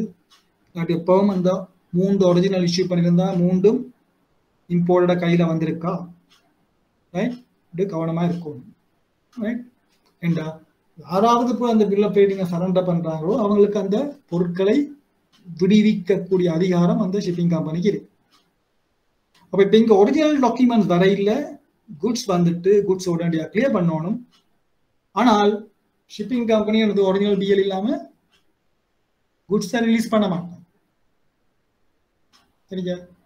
அந்த சந்தர்ப்பத்துல தான் இறக்குமதியாளர் தன்னுடைய வங்கிக்கு வந்து சொல்லுவார், எனக்கு உடனடியாக ஒரு ஷிப்பிங் கேரண்டி வரும், உடனடியாக ஒரு ஷிப்பிங் கேரண்டி வரும். ஷிப்பிங் கேரண்டி என்றால் என்னன்னு இப்ப நான் சொன்னேன், அந்த ஒரிஜினல் மூல ஆவணம் வார்நாமம் பில் ஆஃப் ட்ரேடிங் இல்லாத சந்தர்ப்பத்தில் வாடிக்கையாளருடன் இணைந்து அவருடைய வங்கி கப்பல் முகவர் அல்லது கப்பல் கம்பெனிக்கு வழங்கும் ஒரு உத்தரவு, அதான் ஷிப்பிங் கம்பெனி ஷிப்பிங் கேரண்டி. பாப்போம் இந்த ஷிப்பிங் கேரண்டி இந்த ப்ரோசஸ் எப்படி நடக்கும். ஷிப் இம்போர்ட்டருக்கு தான் தெரியும் எப்ப ஷிப்மெண்ட் வந்துட்டு இருக்கு, பேங்க்குக்கு தெரியாது. பேங்க்கு டாக்குமெண்ட்ஸ் வர இல்லை, பேங்க்கு தெரியாது. கஸ்டமர் தான் சொல்லுவார், எனக்கு ஷிப்மெண்ட் வந்துட்டு உடனடியாக அதை நாங்கள் கிளியர் பண்ணுவோம். சரியா? இந்த ஷிப்பிங் கேரண்டி இஷ்யூ பண்றதுல பேங்க் மிக கவனமா இருக்கும், ஸ்பெஷலி கலெக்ஷன் டாக்குமெண்ட்ஸ். இப்போ நான் சொன்ன கலெக்ஷன்லேயும் எல்சிலேயும் தான் இந்த ஷிப்பிங் கேரண்டி இஷ்யூ பண்ண வேண்டிய தேவைப்பாடு வரும். அதுல நீங்கள் ஷிப்பிங் கேரண்டி இஷ்யூ பண்ண கலெக்ஷன் டாக்குமெண்ட்ஸ்ல மிக கவனமாக இருக்கும். அந்த எல்சி டேர்ம்ஸ் ஆர் வந்து ஷிப்பிங் கேரண்டி கேட்டால் இடர்கள் குறையும். காரணம், எல்சி ஓபன் பண்றது பேங்க். அப்ப நீங்கள் ஒரு எல்சி ஓபன் பண்ண உங்களுக்கு தெரியும் என்ன அமௌண்ட்டுக்கு எல்சி ஓபன் பண்ணீங்க, சைட் எல்சிலியா ஓபன் பண்ணீங்க இல்லாட்டி யூசன்ஸ் எல்சிலியா ஓபன் பண்ணீங்க, என்ன அமௌண்ட்டுக்கு ஓபன், எல்லா டீட்டெயில்ஸும் உங்களோட கையில இருக்கு எல்சி. அப்ப எல்சிக்குள்ள ஷிப்பிங் கேரண்டி இஷ்யூ பண்ற நேரம் வங்கிகளுக்கு இடர்கள் குறையும். ஆனால் கலெக்ஷன் ஒரு டிபிஓ ஒரு டிஏ டாக்குமெண்ட் வந்தால்தான் உங்களுக்கு தெரியும் அந்த டிபி டாக்குமெண்ட் எவ்வளவு, டிஏ டாக்குமெண்ட் எவ்வளவு, அது டிபியா டிஏயா அந்த இன்ஸ்ட்ரக்ஷன்ஸ் பார்த்து தெரியும். அப்படி வராமல் இருக்கிற ஒரு டிபிடிஏ பில்ல இந்த அமௌண்ட்டுக்கு தான் டிபி வரும், இந்த அமௌண்ட்டுக்கு தான் டிஏ வரும், அல்லது டிபி தான் வரும், அல்லது டிஏல தான் வரும்னு உங்களுக்கு தெரியும். அதை தனது கஸ்டமர் வந்து ஒரு அவருக்கு வர ஒரு ஃபேக்ஸோ ஒரு இமெயில் இன்வாய்ஸை தான் கொண்டு பேங்க்ல சப்மிட் பண்ண போறார். தனக்கு ஷிப்பிங் கேரண்டி தேவையின் பொருள். இந்த ஷிப்பிங் கேரண்டி இஷ்யூ பண்றதுக்கு எங்களுக்கு பொதுவாக நாங்கள் கஸ்டமர்ட்ட இருந்து 2 இன்வாய்ஸ் காப்பியும் அந்த பிஎல் காப்பியும் கேட்போம். ஷிப்பிங் கேரண்டி என்ன ஷிப்பிங் கேரண்டி ப்ரோசஸே நான் உங்களுக்கு நோட்டா தரேன். இன்றைக்கு கன்செப்டை விளங்கிக் கொள்ளுங்க. ரைட்? அப்போ நாங்கள் பொதுவாக 2 இன்வாய்ஸ் காப்பியும் ஒரு பிஎல் காப்பியும் கஸ்டமர்கிட்ட கேட்போம். அப்போ கஸ்டமர் அது டிபிஓ, டிஏஓ, எல்சிஓ அந்த எக்ஸ்போர்ட்டர்ட்ட இருந்து போல் தெரியும் டெக்னாலஜி இமெயிலில் அவருக்கு வரும் டாக்குமெண்ட்ஸ் முன்கூட்டி. இந்த ஒரிஜினல் டாக்குமெண்ட்ஸ் கூடியில் வரதான் லேட் ஆகும். அவர் உடனே இமெயில் பண்ணுவார் இம்போர்ட்டருக்கு இன்வாய்ஸையும் பிஎல். இப்போ உங்களோட கஸ்டமர் பிரிண்ட் பண்ணி கொண்டு வருவார் அல்லது டேக்ஸ் காப்பீஸ் எடுத்து கொண்டு வருவார். 2 இன்வாய்ஸும் ஒரு பிஎல் காப்பியும். அதோட எந்த ஷிப்பிங் கம்பெனிக்கு நீங்கள் அந்த கேரண்டியை வழங்க போறீங்களோ அந்த அந்த கம்பெனியின் இண்டெம்னிட்டி ஃபார்ம் ஒரு 1 ஷீட் பேப்பர் மாதிரி ஒரு இதில் அவங்களோட ஸ்டாண்டர்ட் க்ளாசஸ் இருக்கும். அதை எடுத்துக்கொண்டு வருவார். அதில் தான் நீங்கள் என்டோஸ் பண்ணணும் ஷிப்பிங் கேரண்டி. அவர் பேங்க்குக்கு கொண்டு வந்த உடனே முதல் நீங்கள் பார்க்கணும் அது டிபியா எல்சி டேர்ம்ஸ். எல்சி டேர்ம்ஸ் நான் சொன்ன மாதிரி பிரச்சனை இல்லை, உங்களுக்கு தெரியும். அந்த இன்வாய்ஸை நீங்கள் செக் பண்ணலாம் உங்களோட எல்சியோட. அந்த இன்வாய்ஸ்ல இருக்கிற எல்சி நம்பர் ரைட் நீங்கள் ஓப்பன் பண்ற எல்சி நம்பரோட பொருந்தது, அமௌண்ட்டும் பொருந்தது, ஐட்டம் என்ன ரைட் நீங்கள் ஓப்பன் பண்ண டிஸ்கிரிப்ஷன் ஆஃப் குட்ஸும் பொருந்தது. அந்த இன்வாய்ஸை வச்சுக்கொண்டு உங்களுக்கு தெரியும் ரைட் இந்த எல்சி கீழே வர ஒரு டாக்குமெண்ட். ரைட்? இப்போ கலெக்ஷன்ல அவரோட இன்வாய்ஸ் வந்து கொண்டு வர அதுல இருக்கும் DA, right? DA $10,000. சரியா? அந்த DA $10,000 ஒரிஜினல் டாக்குமெண்ட் வந்திருந்தால் வெளியிருந்து அவருக்கு பே பண்ண தேவையில்லை. டிராஃப்ட் எக்ஸெப்ட் பண்ணி போட்டு நீங்கள் டாக்குமெண்ட்ஸை விடுவிப்பீங்க. ரைட்? மேல அங்கே எக்ஸ்போர்ட்டர் இம்போர்ட்டருக்கு வழங்குற ஒரு கடன் அடிப்படை தான் இந்த DA 90 days வைப்போம். அப்போ 90 நாட்கள் அடிப்படையில் அவருக்கு DA பில் ஒரிஜினல் வந்திருந்தால் அவர் உடனே போய் கிளியர் பண்ணுவார். ஆனால் நீங்கள் ஒரிஜினல் டாக்குமெண்ட் வர இல்லை, அவர் அந்த இன்வாய்ஸ் காப்பியை கொண்டு வந்து பேங்க்ல காட்டுறார். எனக்கு இது DA 90 daysல வரப்போகுது, எனக்கு உடனடியாக கிளியர் பண்ணணும், எனக்கு ஒரு ஷிப்பிங் கேரண்டி வேணும். ஆனால் அந்த ஷிப்பிங் கேரண்டி நில் மார்ஜின்ல வரும். பொதுவாக நாங்கள் பேங்க் ஷிப்பிங் கேரண்டி இஷ்யூ பண்ற நேரம் நாங்கள் ஒரு கொலாட்ரல் இந்த ஒரிஜினல் டாக்குமெண்ட் வரையில தானே இப்போ நாங்கள் மார்ஜின் எடுப்போம். பொதுவாக கலெக்ஷன் அல்லது சைட் எல்சி சைட்னு அவங்களுக்கு தெரியும், உடனே பே பண்ணணும், அப்போ மார்ஜின் எடுக்கணும். டிபி பில் உடனே பே பண்ணணும், மார்ஜின் எடுப்பீங்க. அது மாதிரி டிஏ பில்லும் பொதுவாக பேங்க்ஸ் நாங்கள் மார்ஜின் எடுப்போம். ஏன்னா காப்பி டாக்குமெண்ட்ஸ் ஒரிஜினல் இன்னும் வரையும். எல்சி யூசன்ஸ் மட்டும் நாங்கள் நீல் மார்ஜின்ல என்டோஸ் பண்ணணும். காரணம் உங்களுக்கு தெரியும், எல்சி ஓப்பன் பண்ணீங்க நீங்கள் அது 90 daysக்கு பிறகு தான் அந்த எல்சி டியூ ஆகும். அப்போ அங்கே மேலே காசு எடுக்க தேவையில்லை, அது நீல் மார்ஜின்ல இஷ்யூ பண்ணுங்க. இப்போ இந்த டிஏல கஸ்டமர் வந்து சில நேரம் சொல்லுவார் பேங்க்குக்கு எனக்கு நீல் மார்ஜின்ல வரும். அவருக்கு உண்மையில டிஏ ஒரிஜினல் வந்திருந்தால் அவருக்கு காசு பே பண்ண தேவையில்லை. இப்போ ஷிப்பிங் கேரண்டி எடுக்கிறதுக்காக அவர் மார்ஜின் கொடுக்கறதுக்கு விரும்ப மாட்டார். அந்த பணத்தை அவர் பிளாக் பண்ணணும் ஒரிஜினல் டாக்குமெண்ட் வர வரைக்கும். ஒரிஜினல் டாக்குமெண்ட் வந்த பிறகு நீங்கள் மார்ஜினை ரிலீஸ் பண்ணலாம், ஆனால் அது வரைக்கும் அவர் பிளாக் பண்ணணும் இந்த மார்ஜின் அமௌண்ட். ரைட்? இப்போ சில நேரங்களில் நீங்கள் என்ன செய்வீங்க, அந்த பிரான்ச் மேனேஜருக்கு கட்டாயம் அந்த நில் மார்ஜின்ல இஷ்யூ பண்ண வேண்டிய தேவை ஏற்படும். இப்போ பிரான்ச் மேனேஜரும் ரெக்கமெண்ட் பண்ணி அனுப்புவார் ஹெட் ஆஃபீஸருக்கு, right I recommend to issue the shipping guarantee on nil margin for this DA bill. இப்போ நீங்களும் மார்ஜின் எடுக்காம டிஏ பில்ல ஷிப்பிங் கேரண்டியை இஷ்யூ பண்ணிட்டு இன்றைய கஸ்டமர் அந்த ஷிப்பிங் கேரண்டியை கொண்டு போய் கிளியர் பண்ணி குட்ஸ் எடுத்துட்டு போயிட்டார். இப்போ 1 வீக்ல அந்த டாக்குமெண்ட் வருது உங்களோட பேங்க்குக்கு, அதே எக்ஸ்போர்ட்டர் உங்களோட இம்போர்ட்டர் அதே சரி, ரைட்? அமௌண்ட்டும் அதே அமௌண்ட், ஆனால் டேர்ம் ஆஃப் பேமெண்ட் டிபி. அவர் கொண்ட இன்வாய்ஸ் டிஏ உங்களோட வந்த ஒரிஜினல் டாக்குமெண்ட் வந்து இன்வாய்ஸ் சொல்லுது டிபி. இப்போ நீங்கள் 10,000 100,000 வேல்யூ நீங்கள் என்டோஸ் பண்ணி கொடுத்துட்டீங்க. சரி, இப்போ 100,000 வைப்போம். இப்போ 100,000 டிபி ஒரிஜினல் டாக்குமெண்ட் வந்துட்டு. டிபின்னானது பேங்க் உடனடியாக பே பண்ணணும். ஏன்? அதற்குரிய அந்த டாக்குமெண்ட் வேல்யூக்குரிய பொருட்களை நீங்கள் விடுவிச்சிட்டீங்க. சரியா? டிபின்னா நீங்கள் உடனே பே பண்ணணும். சரியா? உண்மையில் அங்கே நடக்குது, உங்களோட கஸ்டமர் பேங்கை டிஃப்ராட் பண்ற, அதாவது ஃப்ராடியூலண்ட். அவருக்கு வந்த இன்வாய்ஸ் என்ன செய்தாருங்க, பேமெண்ட் டேர்ம் டிபியை அவர் டிஏண்டு மாற்றி கொண்டு உங்களுக்கு சப்மிட் பண்ண. இதான் நான் சொன்னேன், கலெக்ஷன் டாக்குமெண்ட்ல இருக்கிற ரிஸ்க்.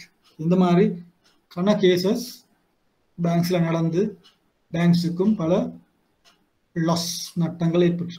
அதனால கலெக்ஷன் டாக்குமெண்ட்ல ஷிப்பிங் அண்ட் இஷ்யூ பண்ண நேரம் ஒன்று மிக கவனமாக இருக்கும். ரெண்டாவது, முடிஞ்ச அளவு உங்களை சேஃப்கார்ட் பண்றதுக்கு அதற்குரிய மார்ஜின், அந்த எல்லையை பெற்றுக்கொண்டு தான் நீங்கள் இஷ்யூ பண்ணணும். அது பொதுவாக அந்த நில் மார்ஜின்ல இஷ்யூ பண்றத கூடிய அளவு தவிர்க்கணும். அன்லஸ் அந்த இன்டெகிரிட்டி, அந்த கிளையண்ட இன்டெகிரிட்டியை நீங்கள் உரிய விதத்துல நீங்கள் ஏற்றுக்கொள்ள முடியுமா இருந்தால் நீங்கள் நில் மார்ஜின்ல இஷ்யூ பண்ணலாம். மற்றபடி டிஏ ஷிப்பிங் கண்டினாலும் நீங்கள் உங்களை செக்யூர் பண்ணணும். சில பேங்க்ஸ் 100%, சில பேங்க்ஸ் 110%, அந்த மாதிரி உங்களோட ப்ராக்டிஸ் அந்த பில் வேல்யூ 100 110% எடுத்துக்கொண்டு நீங்கள் இஷ்யூ பண்ணணும். ஏன் 110% எடுக்கிற காரணம் எக்ஸ்சேஞ்ச் ரேட் ஃப்ளக்சுவேஷன். இன்றைக்கு நீங்கள் ஷிப்பிங் அண்ட் இஷ்யூ பண்ண நேரம் இன்றைக்கு இருக்கிற எக்ஸ்சேஞ்ச் ரேட்ல இஷ்யூ பண்ணுங்க. 1 வீக்ல டாக்குமெண்ட் வர நேரம் டாலர் ரேட் 5-10 ரூபாயால கூட. அதை நீங்கள் ஈடு செய்வதற்கு 10% அடிஷனல் மார்ஜின் எடுக்கும். அடுத்து இந்த ஷிப்பிங் அண்ட் இஷ்யூ பண்ண இந்த ப்ரோசஸை பார்த்தீங்கன்னா நீங்கள் சொன்ன இன்வாய்ஸ் 2, ஒரு பிஎல் காப்பி, ஷிப்பிங் ஏஜென்ட் அந்த இண்டெம்னிட்டியோட உங்களோட பேங்க்ல ஒரு ஸ்டாண்டர்ட் அப்ளிகேஷன் ஒன்று இருக்கும், ஷிப்பிங் கேரண்டி அப்ளிகேஷன். அந்த ஷிப்பிங் கேரண்டி அப்ளிகேஷனையும் கஸ்டமர் ஃபில் பண்ணி சைன் பண்ணும். அதுதான் பேங்க்குக்கும் கஸ்டமருக்கும் உள்ள இண்டெம்னிட்டி. அந்த அப்ளிகேஷன் தான் பேங்க்குக்கும் கஸ்டமருக்கும் உள்ள இண்டெம்னிட்டி. அவர் உங்களை இண்டெம்னிஃபை பண்ணணும் அந்த ஷிப்பிங் கேரண்டி இஷ்யூ பண்றது. பிறகு அந்த கவுண்டர் இண்டெம்னிட்டி தான் நாங்கள் கொடுப்போம் ஷிப்பிங் கம்பெனிக்கு. கஸ்டமரும் பேங்க்கும் ஜாயிண்ட்லி சைன் பண்ணி, இம்போர்ட்டரும் பேங்க்கும் ஜாயிண்ட்லி சைன் பண்ணி நாங்கள் ஷிப்பிங் கம்பெனிக்கு ஒரு இண்டெம்னிட்டி கொடுப்போம். அதை விட கஸ்டமர்கிட்ட இருந்து ஒரு இண்டெம்னிட்டி பேங்க் எடுக்கும்.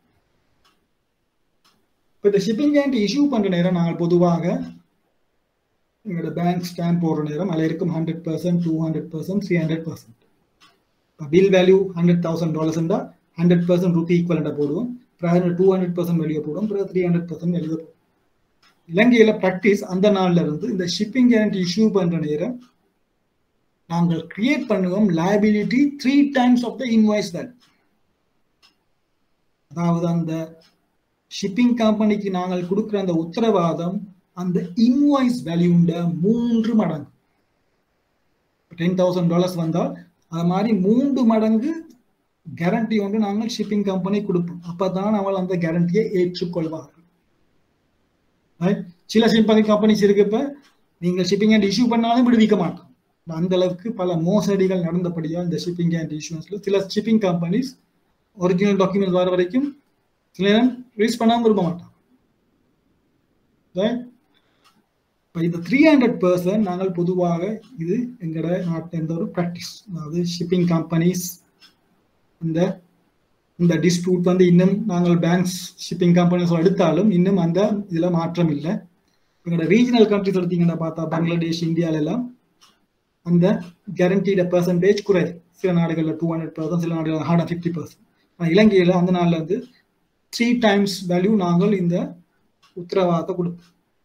அப்படின்னா என்ன அர்த்தம் உங்களுக்கு தெரியும், ஒரிஜினல் பிஎல் சரண்டர் பண்றவங்களுக்கு தான் ஷிப்பிங் கம்பெனி அந்த டாக்குமெண்ட்ஸை குட்ஸை விடுவிக்கும்.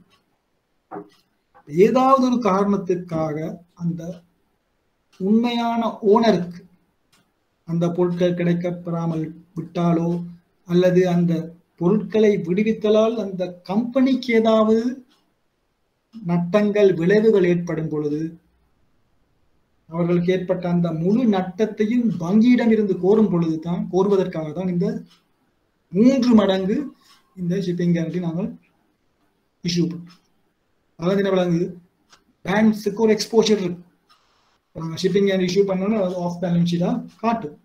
அது கேபிட்டல் அடிக்குவேசி அதற்கு ரேஷியோஸுக்கு எல்லாம் அந்த அமௌண்ட் வந்து ஒரு தாக்கத்தை ஏற்படுத்தும். எப்பவும் நாங்கள் ஷிப்பிங் கேரண்டி இஷ்யூ பண்ணி ஒரிஜினல் டாக்குமெண்ட்ஸ் வந்த உடனே நாங்கள் அந்த ஷிப்பிங் கேரண்டியை கேன்சல் பண்றதுக்கு அதற்குரிய நடவடிக்கைகளை மேற்கொள்வோம்.